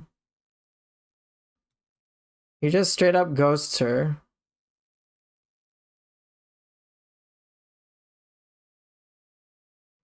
Asks for pictures of the baby. I'm like, I wouldn't be surprised if this guy is just like, I can't handle all this and I don't want to deal with this and it's so stressful being at home and I'm done.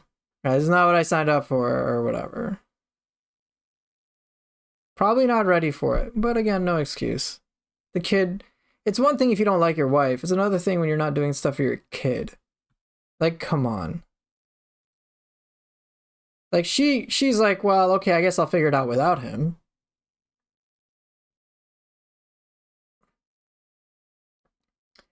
I'm sure there's a bunch of understandable reasons for his behavior. I just don't give a fuck, to be honest. Like, take care of your kid.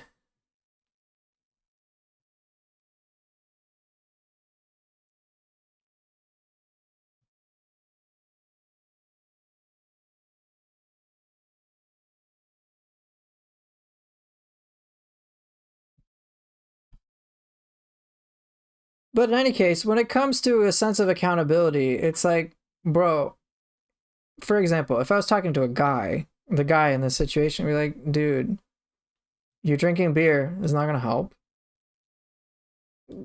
Your wife is just asking for help with your son.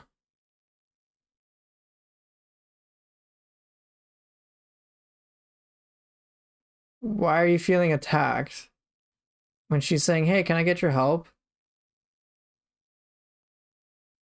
Like, if you're not helping her, eventually she's going to get pissed off because it's your own damn kid. So yeah, that's like the type of denial I'll usually see.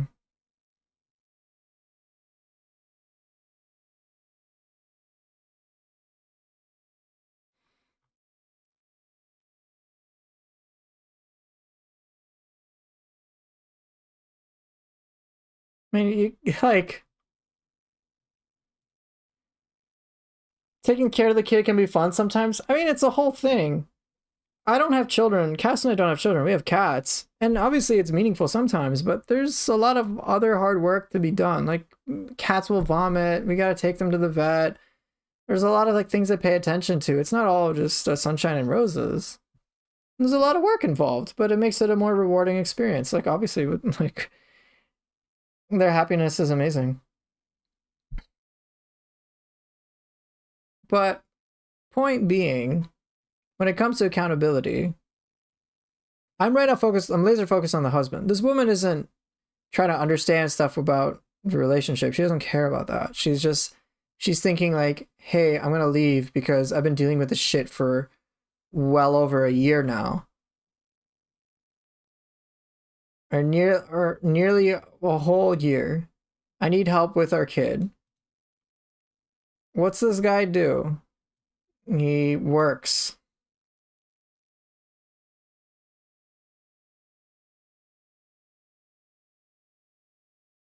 He's on his phone and drinks beer. He leaves without saying why. He goes to his mother's house. He's probably overwhelmed from taking care of the kids. Or the single kid.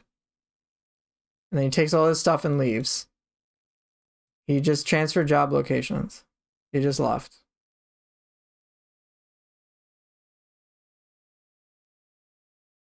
He just left the son.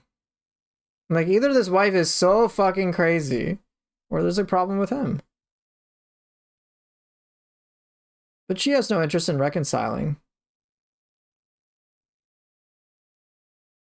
She doesn't care. She's like, I want to leave. I want to file for divorce. I'm putting him on child support. She's scared and alone. She's already made up her mind. It's very different from people who, like, for me, with my experiences, there's a lot of little details to me that sync up that the problem with is more likely to be the guy.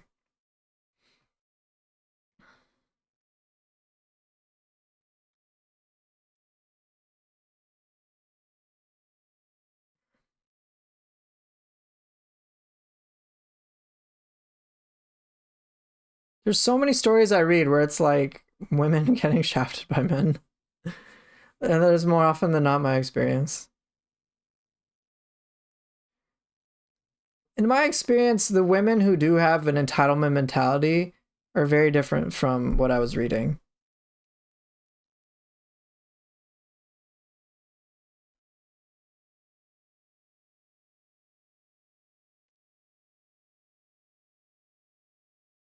Okay, Ashton, that's great, I guess. You'd like to, I don't think I particularly care, dude. Thanks, I guess.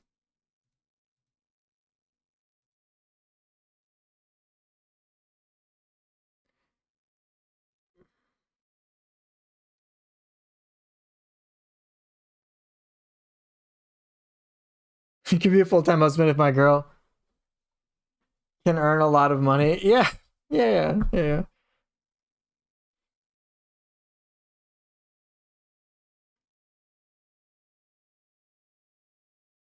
Taking care of a child is pretty difficult, though. Yeah, but that story looked believable enough to me. I'm like, yeah, just kind of that. Just to be clear, I've worked with the entitled female clients. The clients that I work with on average are very entitled in terms of this. So, um,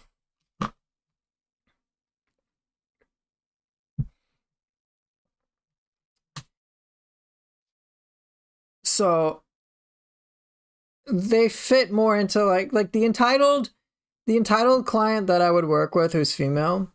She will fit more of like you'll be able to tell very quickly. You don't really need to dig.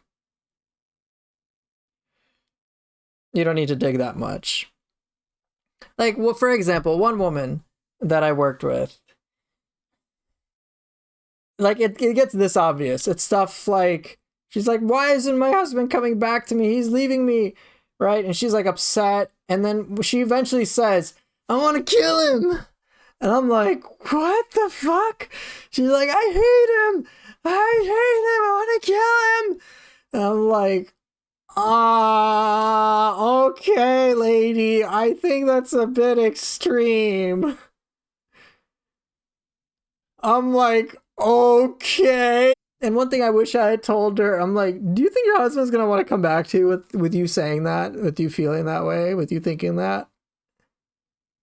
Did I call the cops afterwards? I didn't at the time. This was when I wasn't her coach. This was just when I was another client alongside her. Um, but I was in such disbelief because I'm like, no, she doesn't really mean that, does she? I didn't believe she'd mean that because I wouldn't say They'd be like, no way, I would believe that, but I just couldn't believe the reality that I was seeing. Um, but what I remember, she's like a full on meltdown. She was just like breaking down, like snot, like everything, like complete combustion, and just totally out of sense of control. And like to me, that's obvious. I'm like, okay. And then she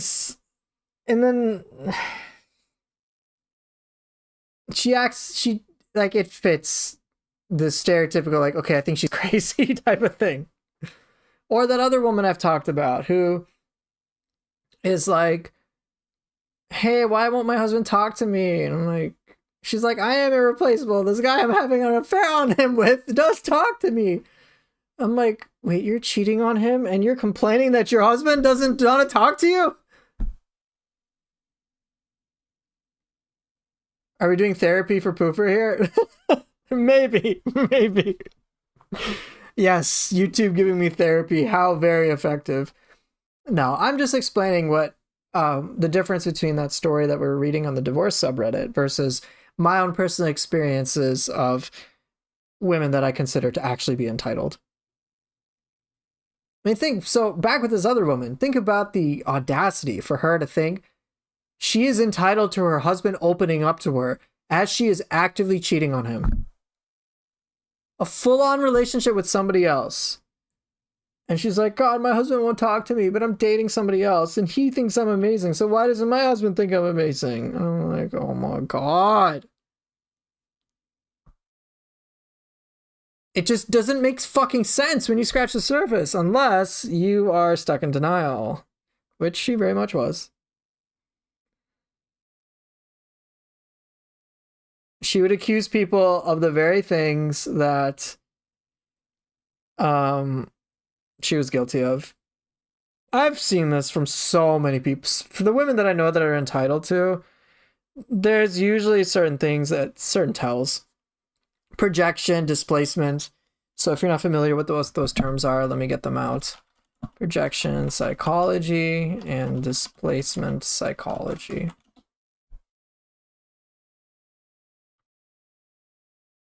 So psychological projection is a mental process in which an individual attributes whatever's going on internally onto something else, right? Displacement is when it's a defense mechanism. So it's like, an example would be, if your boss criticizes you at work, you can't express it to your boss, but you put it on somebody else. I was guilty of this in my marriage, where whatever issues I had from my family, I displaced onto Cassandra 100%. So, yeah, unfair. Or my cat Maggie, when she is frustrated at me and can't get her food, she takes out her frustration on the other cat, Jenny. And I'm like, oh my gosh. Like, I'm going to get you your food, Maggie. Patience is nice.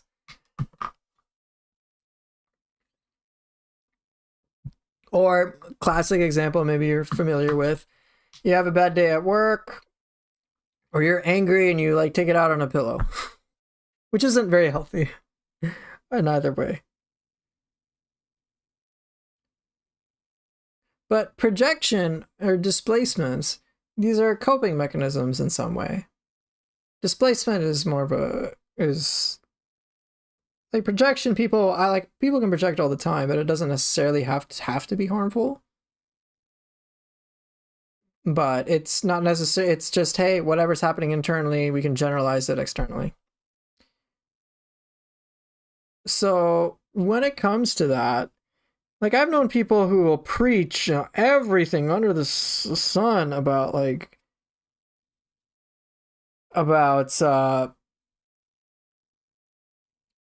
whatchamacallit,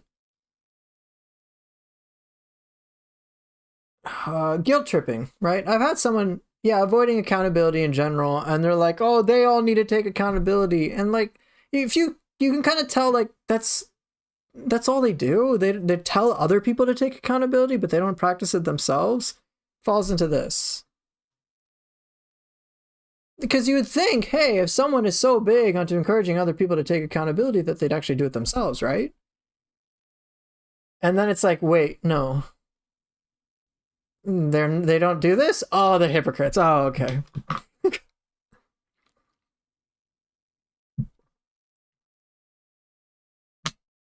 I think the projection psychology can easily be used as a method to attack people's credibility in an argument, but overall it's a good theory. Go ahead and expand on that. I'm going to try continuing with my point. But when it comes to like guilt tripping, I've had someone guilt trip me, but they're so against guilt tripping, but I said it in themselves, or they'll justify it in themselves. Insert reason why it's okay for me to use guilt tripping.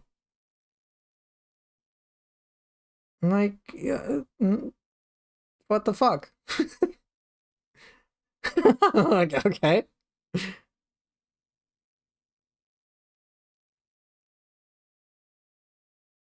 But usually you can, I think for those of you in chat, I think you guys have probably encountered somebody who just preaches something so much, but there's something off about it. View others with the standard of a saint and view themselves with the standard of a thief. Yeah. Nice quote from the Deep. Yeah, when Starlight tells him, take responsibility for once. And he's like, no!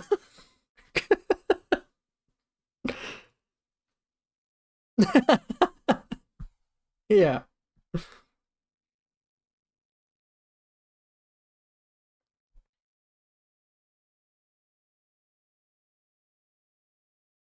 Or speaking of the boys, Homelander is huge in terms of this shit. Homelander feels so whatever crappy about himself that for the most part he takes it out all on innocent people. He makes other people feel like trash because he feels like trash.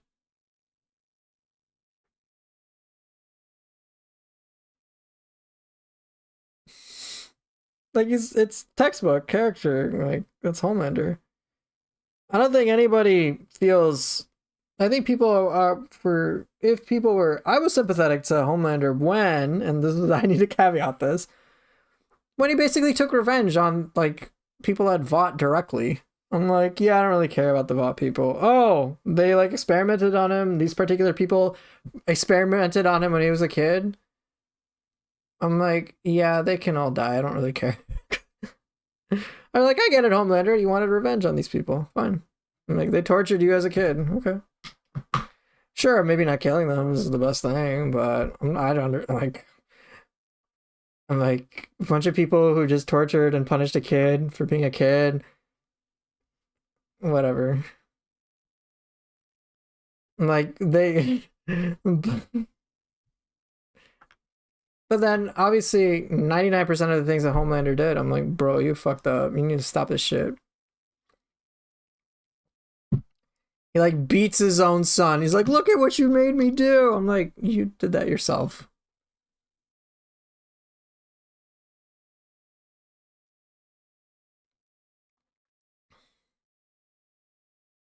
Milkman. Oh, gross.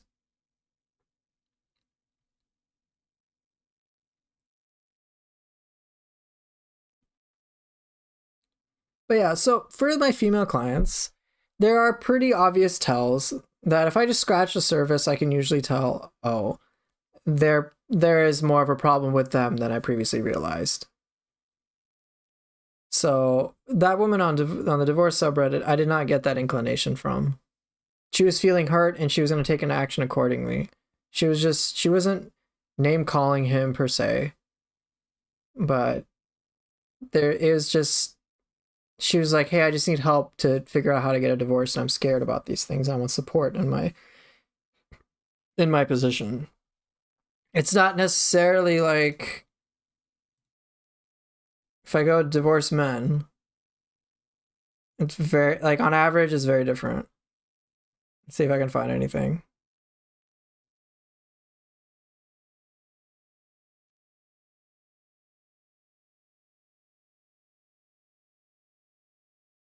Let's see. Processing my emotions. Oh no, what's going on? Okay.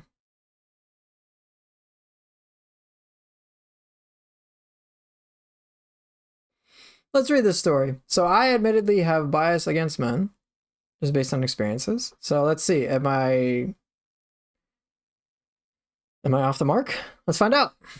My wife and I haven't been good for years. The 5-year dead bedroom. Yo, that's serious as shit. I would try to initiate, and she would always push away. Okay, dude. Like already in those sentences, I'm like, okay, you're focused on sexual intimacy. Is that it? Is Then this last year, she would go on trips with her work friends. I knew in my heart of hearts it was code word with the guy she knows from work that she just got here about 4 months prior. To be fair, she's from a different country and this guy's from the same country. Okay, so potentially having an affair. Okay, great.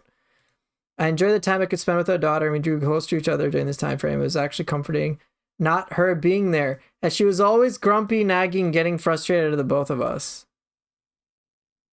Okay. I'm like, bro. Like, okay, so here's my perspective right now. We're not having sex. She's probably having sex with somebody else. Things haven't been good for years. 5-year dead bedroom. I'm glad she's not here because she sucks. This is basically what she's saying. This is basically what he's saying. Oh, it was nice. She wasn't around because she sucks. she didn't confess anything, and she'd always hide it effectively. Oh, we decided to get divorced in May. Okay, so they're already divorced. Help her out with money and for the kid. During one bad argument, she exploded me as soon as I came home. Okay.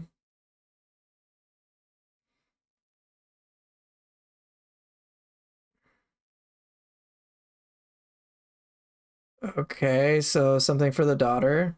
Kid's okay.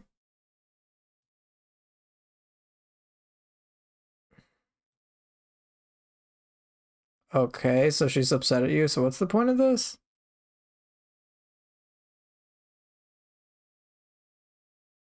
Okay, bro, dude, if you're getting divorced,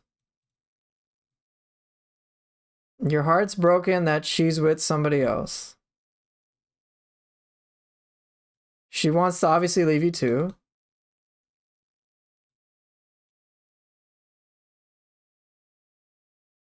So she's serious about him.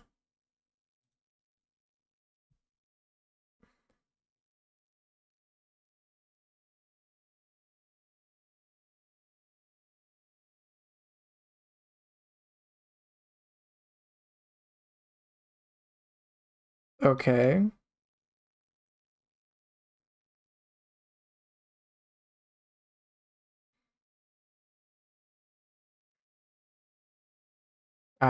He lost it. Okay, so she's like, okay. The impression I'm getting from how he's writing it is, oh, she was bad, but oh my gosh, I'm a victim. I'm losing my wife. And then he loses it. And then, oh my god, my dad died. And then, oh no, I possibly have a tumor that I need to go surgery for. I'm about to go to school. I'm not ready. She cares for him, but she doesn't want to take care of him. Yeah, understandable. She doesn't want to be there for you. Yeah, no shit. Oh my gosh, she doesn't care about me anymore. What if I die? Oh no, I'm a victim. Right? I understandably feel bad for the guy, like obviously being scared for all this stuff. But I want to pay, I want to. So of course him going through this pain obviously sucks. I don't want him to go through pain. But one thing that's also very common is that people can use their own pain, their deep personal pain, as a way to feel entitled to things. And remember, the definition of entitlement as per this stream is when you haven't done anything to deserve it. That's a very clear thing. Because, like, dude, let's face the facts. She wants to be with somebody else. She's divorcing you. She wants this guy entirely. They may not get married right now. But if they go down that route, he wants to adopt her. He's waiting for the consent. But flat out said he could be a better father to her. So she already, like, whether or not he could be or couldn't be isn't the point right now. It's, she has this own perspective. She's very much like out the door. She's like, I don't want to do anything with you. But now he's like, oh my gosh, I'm being abandoned in my time of need. Sure. But guess what, dude? Did you, like, she's leaving you! She's leaving you to be with somebody else. She doesn't want to be with you. She doesn't have to do this shit. Sorry to say.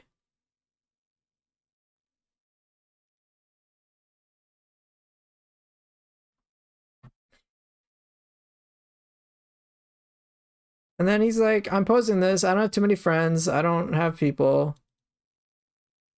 His whole family's telling me to improve the relationship.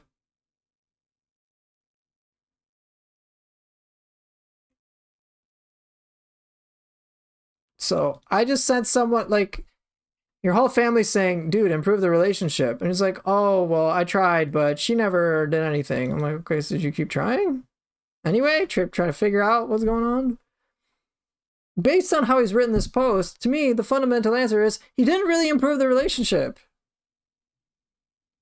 He opens up with like, oh my gosh, she didn't want to have sex with me. We haven't been good for years. 5-year dead bedroom. Bro, dead bedroom for 5 years? Are you like not fucking paying attention?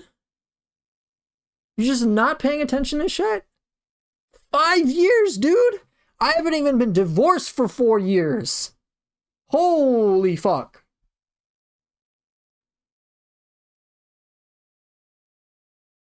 Like, yo, no intimacy for 5 fucking years.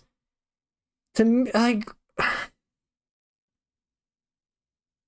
can you imagine what it would be like to be in a marriage where your partner had no intimacy with you for 5 fucking years? 5 years.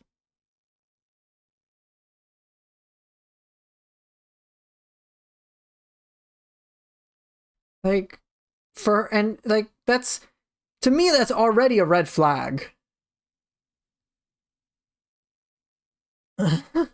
You haven't been good for years. Like, it's so, in this story, one thing that's hugely missing is his contributions to shit.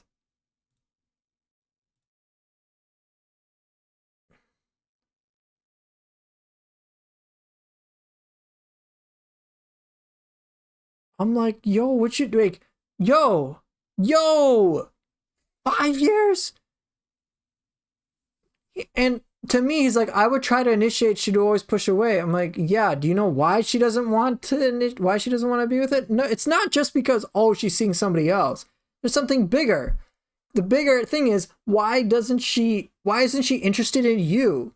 Aside, like outside of the whole, hey, there's somebody else. The whole there's somebody else is a symptom. And now he's playing the victim card here. Yes, I know you're going through tough shit. So is everybody else. That doesn't entitle you for you to go against whatever your soon-to-be ex-wife desires for her own life. Oh my gosh, she's so cold to me. Do you think your wife felt you were warm to her? I mean, I don't know about you, but like, I'm pretty sure she felt you didn't give a flying fuck about her and that you only cared about was sex. And she's like, nah, I don't feel loved by you. I don't feel cared for by you. I don't feel safe with you. Why the fuck would I have sex with you? No way. And the fact that you want to, once again, without even really trying to understand what the hell is going on and why we have these conflicts, just shows me you don't give a fuck. Maybe the guy is boring, incompetent, or something else. Even if someone is boring, people go through boredom all the time. People go through, and it's, in my experience, it's never really about the problems that happen in a relationship in of themselves is not an issue. It's the inability to work through those problems is the issue.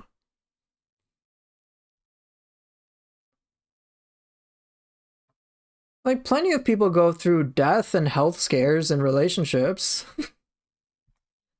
No big deal.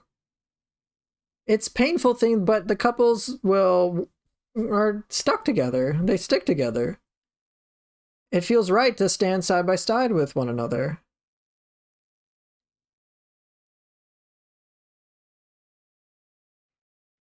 But she doesn't want to do that with this guy.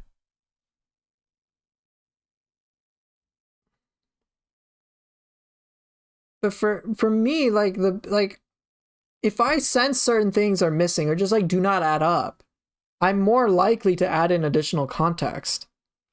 This guy's removing whatever shit he didn't do, downplaying some stuff.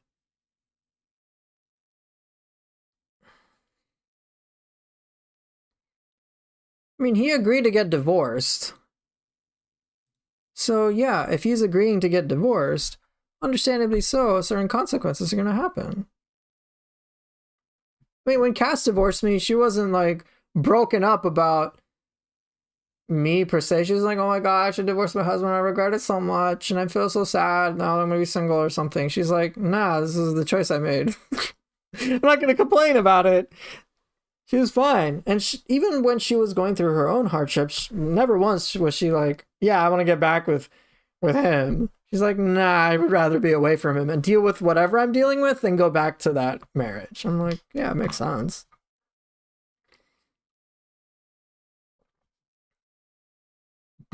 Can't have your cake and eat it too, buddy. Or if you're gonna make a choice, you don't really get, if you make a choice willingly, you don't really, like, if you make a choice, you don't really get to complain about the consequences here.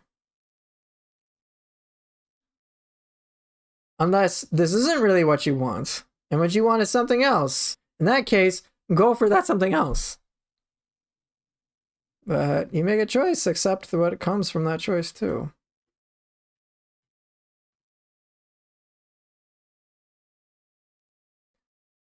But to me, I don't think it's a matter of just this guy is boring or incompetent. Those could be a thing, could be a few things.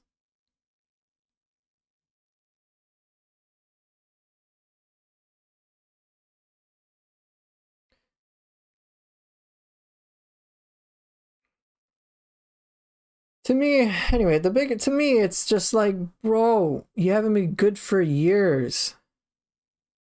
Bro, I get anxious about shit between Cass and I, and we're not even married. I get anxious about it like in less than like almost immediately. If I sense a problem, I'm like, problem needs to be fixed, man. Let's figure out how to fix it. I was talking about that like mini argument over the cat boxes we had. Yes, that was up from yesterday. That was stressful for me to realize, like, oh shit, this is a problem. Let me like try to address it. I'm like, this is a long-term problem we need to fix now. How can we fix it together? What do we need to do? Let's talk about it and so on and resolve it. I asked her if she felt better after. She's like, yeah, I did. I'm like, okay, great. Excellent.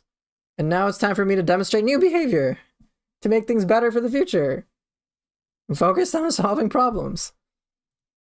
But man, I could not imagine, like, these days thinking, oh yeah, things between Cass and I, they haven't been good for 5 years. And we don't, like, spend any time together. Well, not that we're not a couple, so we're not intimate, obviously.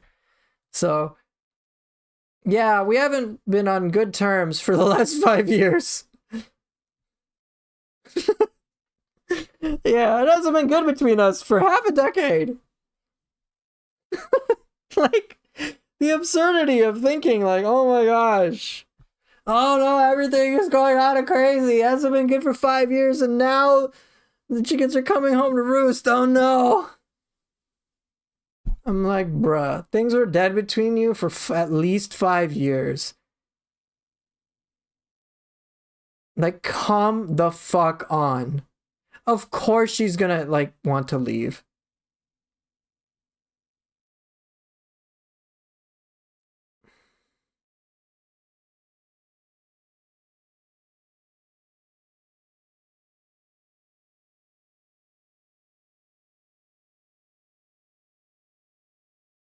Oh my gosh, I'm so heartbroken. She can't, like, there's so many tells to me about what this guy is, like, not, like, there's, I can pick, like, there's certain sentences which just scream, like, yo, this guy is painting himself in a better light than he actually is. For example, one sentence here, this broke my heart. So, okay, she's involved with another guy now, right? As she's leaving, she wants to be in a relationship with this guy, but that's probably not why she's just divorcing OP. She's divorcing OP for OP reasons. And of course, at the same time, she's like, well, and I'm leaving him, and at the same time, I also found somebody else. So he comes home, runs from her car. She runs from her room to her car to talk to this guy. This broke my heart, as she hated talking to me about important things and would rather talk to this guy. This is just a few weeks ago. And I'm thinking, why does she hate talking about important things with you?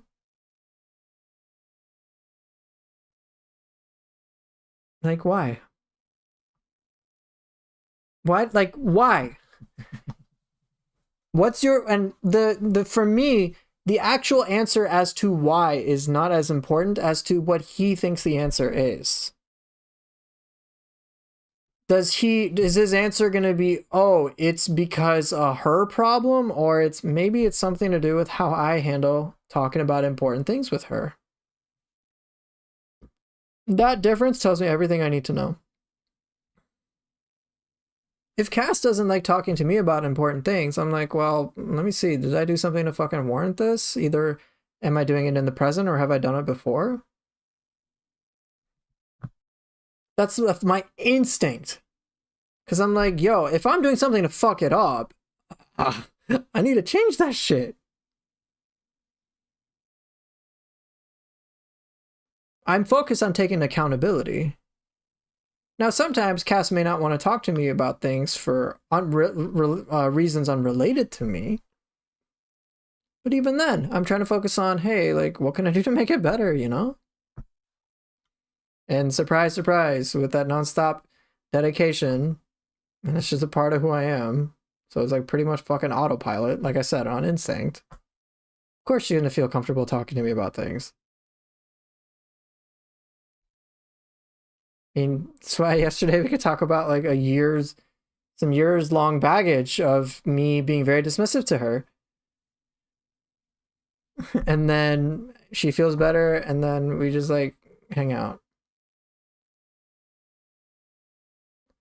My mom did tell me she can be unwilling to tell me some stuff because I would get very emotional, over dramatic, so I assume something similar is going on. It's possible. Or, knowing with him, he doesn't pay attention to that shit. He doesn't, like, not really.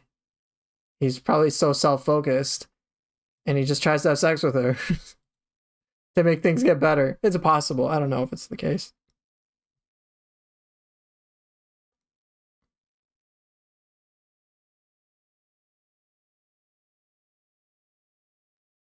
Now, separately, I can understand your mom's perspective, but hopefully she's helping you out. I won't comment too much on a parent-child dynamic. I'll just focus on a relationship dynamic. Parent-child dynamic is very different compared to that.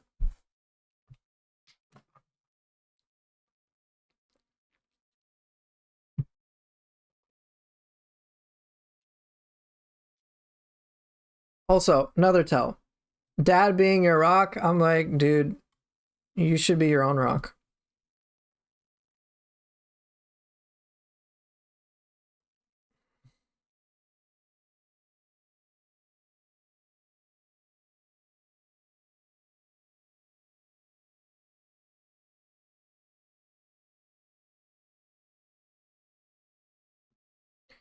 Anyway, I'm skeptical of the guy. What else can I say?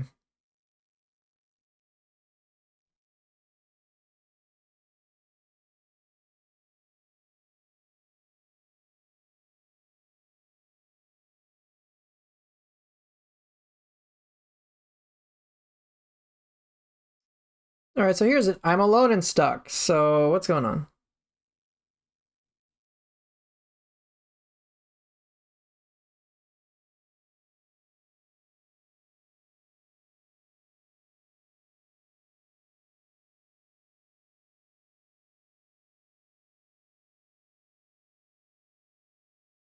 Bro, what?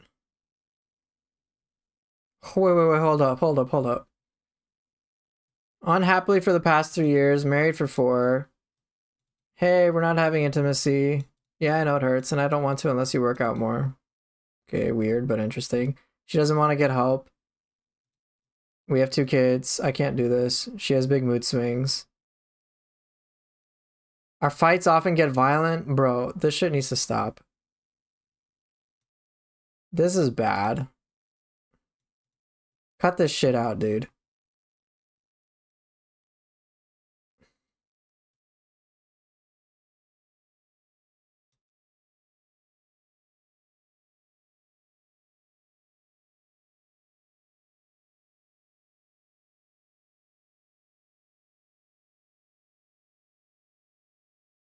Oh, did he just copy paste this again?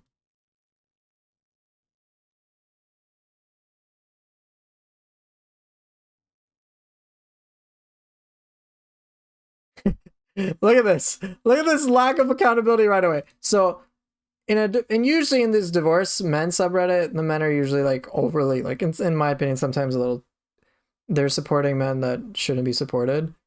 You throw things at her, it sounds like you're the one that needs therapy, and that's probably why she doesn't want to have sex with you. Can you not see that disgusting behavior?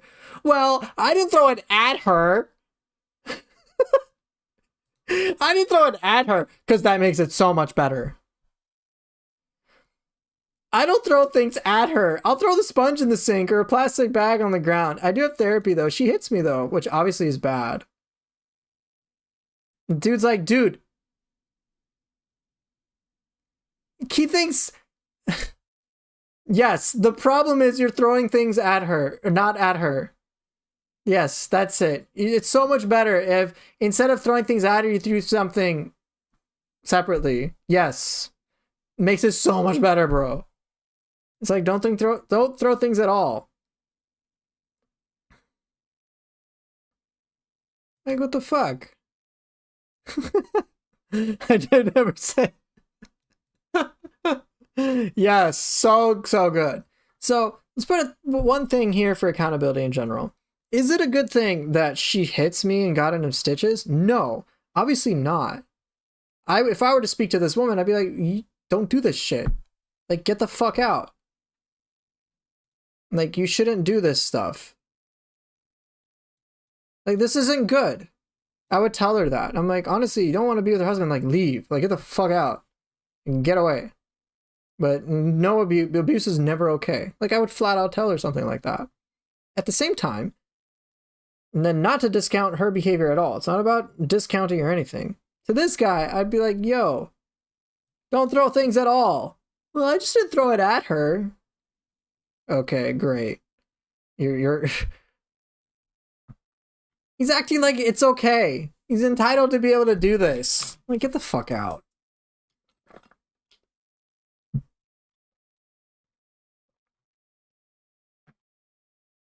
My wife left me 30 days ago via text.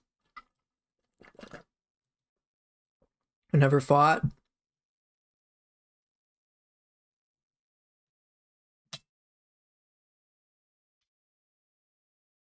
Okay, I hate life right now. Okay, I don't know what to do with that.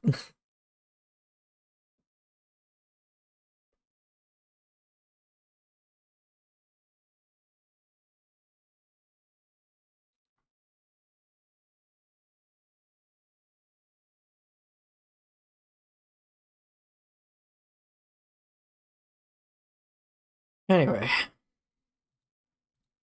Those are just some examples of entitlement.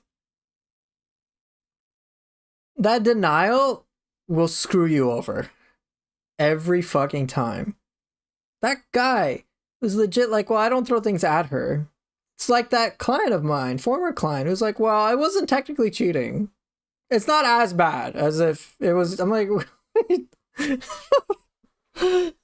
like, okay. So that denial will screw you over. Just admit it. Like, yeah, this is pretty bad, bro.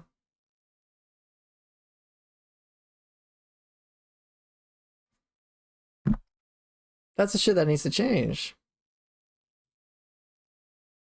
If someone is going to be in denial about pretty bad shit, then they're screwed. Nothing will get better for them. And then they can kick and scream that, oh my gosh, the world isn't bending to my will. Oh, I'm so entitled to this. I deserve all this. Everyone's just terrible. Oh my God. Like, bruh, you throw shit. It's abusive. Oh, but I didn't even get into all the bad things she did. I'm like, I don't care. You're doing bad things. Bad things stop.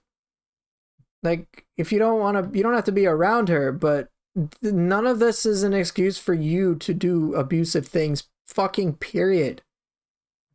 Just because someone else is bad, it doesn't give you a free pass to be bad. Period. Just because somebody hurt you, it doesn't give you the right to hurt other people. You ain't entitled to that. And that's such a huge problem. When I see the entitlements in clients or in individuals in relationships, and I'm referring to this once again, I already know that, like, the relationship is effectively doomed. Right. Escalating the situation doesn't help you fix the relationship. Yeah, obviously. For you, it's obvious, which is great.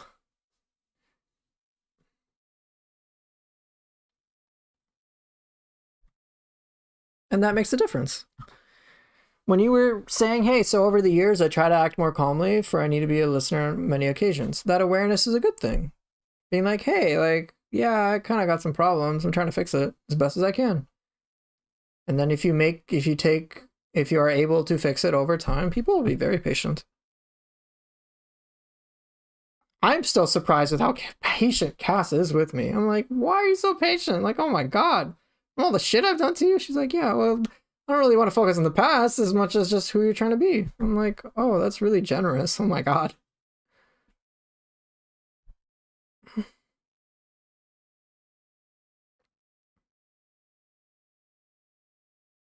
In other words, the more you get good, people will be nicer to you.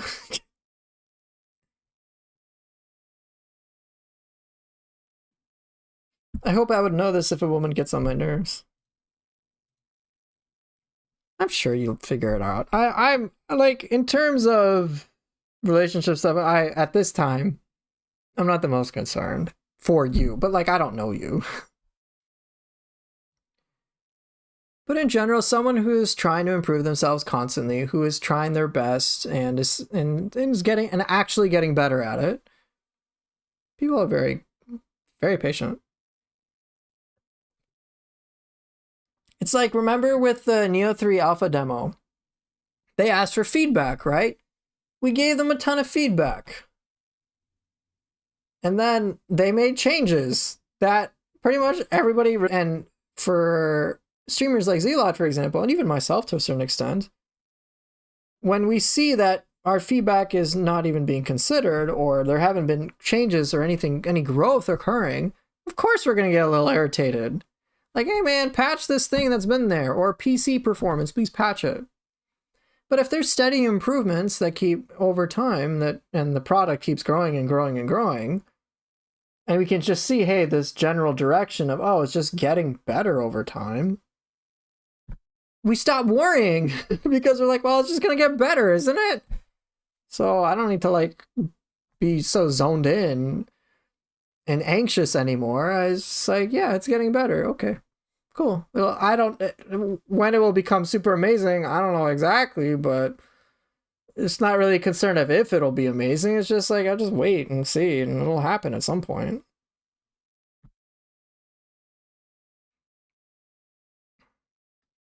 It's not complicated. Yeah, the trust is there. Exactly. You put it up very well. But with the entitlement, when you have a skill issue, yeah, it's there. No one's gonna say in this scenario, yeah, just let them cook. It's like, nah, man, you've already cooked and you produced garbage. No thanks. But with Team Ninja, we're like, yeah, man, just let them cook. Let them cook, bro. Yeah, chicken burrito cooked. Oh my God. Oh man, dude, that guy like fit in here. Just like that, like flat out denial over his own behavior. I'm like, what the fuck? I'm like, bye. Oh, you did all this stuff for the Ninja Gaiden community? Cool. Still, bye. I don't care. I really don't care. Like, nobody's gonna care. They can see how you treat people sucks, so bye. They're only gonna value you based on your work. And then once they got your work, bye. But usually if you're kind to people and you do good work for them, usually they'll want to be around you too. It's like with doctors, right? There's plenty of doctors. Some of them have really shit bedside manner, but the ones that are like nice to you and understanding towards you, have good bedside manner, are usually the ones that you'll want to see continuously. It's the same principle. I've had like doctors be like act so entitled to. I'm like, no, Like, I know you have the experience, but you're missing some very basic. Like, I remember I went to a psychologist, and oh my gosh, what a train wreck. She's like, yeah, I've been doing this for like 20 years or whatever. I know what I'm talking about. I'm a civilian, and I can even tell some of your stuff is flawed. You're making a lot of assumptions based upon me. Like, you're trying to prescribe antidepressants on me when I've literally just tried to tell you, and like, there's some life circumstances that I think anybody going through would have some difficulty adjusting with. And then with my background, there's that. I'm like, yeah, I don't think it's necessarily a biological problem here. I'm like, my God. But it was just like a train wreck of an experience. I'm like, I'm like, get out of here. So I didn't see her again, and I went to go see a different psychologist who did very thorough testing and very thorough investigation,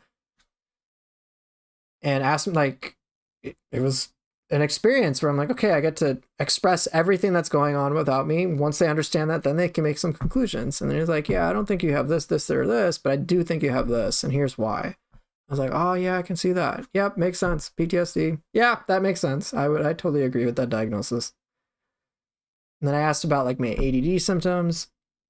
I'm like, do I have ADD, ADHD? And it's like, no, it seems like it, but that's just resultant from your PTSD. I'm like, okay, that fits. I'm like, fine by me. Like, yeah, because when I was a kid, I didn't really have the attention issues. I just liked to play as a kid. Pretty standard. Whee! Go have fun playing outside. I was very organized, so yeah, I definitely think some trauma fucked it up. I'm like, all right, cool. It's a big difference. That person, the psychologist I eventually went with, they totally earned my favor of them. I'm like, yeah, I'd recommend this guy easily. But that other psychologist, oh, I've got all the experience in the world. Neat. That's great. Still suck, I'm sorry. I gave her like a pretty poor review too. And I said in my feedback, I'm like, try to understand your patients before diagnosing them. I don't know. It's like a 40-minute interview. And I'm like, ugh. And the questions are just so basic, and swear to God, some professionals suck. Anyway, just because you have a degree doesn't mean you're entitled to get special treatment that you do not deserve. You gotta be good at your job, bro. She wasn't good at her job. She's not entitled to shit. Don't care. Do not give a flying fuck. Anyway, I think I'm gonna call it here today. Didn't expect to chat for this long about entitlement. Thanks for being here, Chicken Burrito. It's been fun. So yeah. Tomorrow when I'll be streaming more Neo, I'm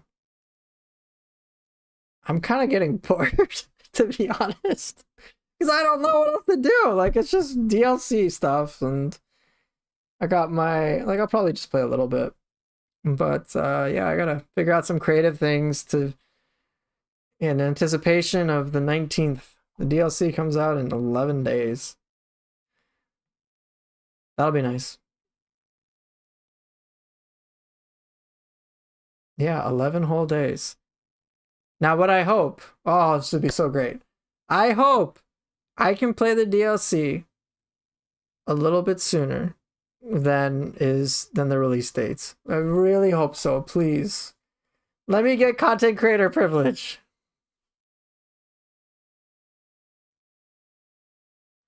You boot up Neo 3 and play like 4 missions and turn it off.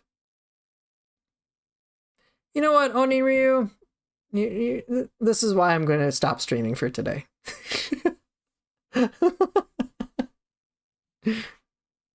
Yeah, with Neo 3, like, I mean, I've like overplayed it at this point, so like I can only do so much.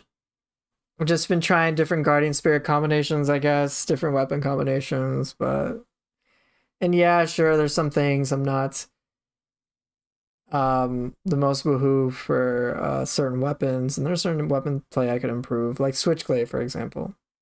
Switchglaive is my weakest weapon in Samurai style, But man, I gotta say, I'm not the most motivated for learning the weapon because so many of the abilities are just put on. Like, there's so many conflicts, and I don't really care for Sideswipe. I want Arc of Chaos. That'd be cool. I can't combo as much as I like to. Ah. Oh well. You know, Oniryu, isn't that word like a mean word?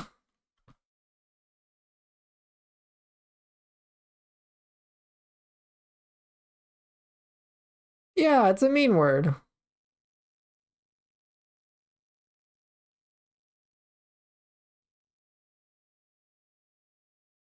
Oh, yikes. Yeah, yeah. Don't call people midgets, call them dwarfs. There you go.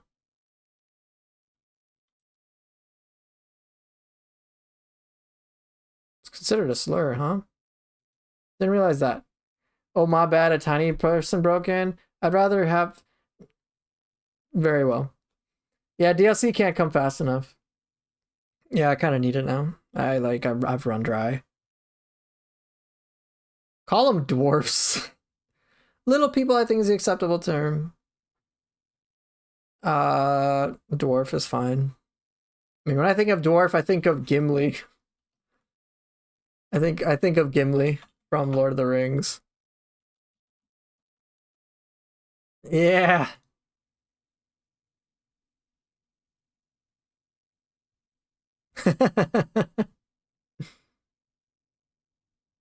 Or, you know what I do then, Chicken Burrito? I call them by their name. What a radical concept, right?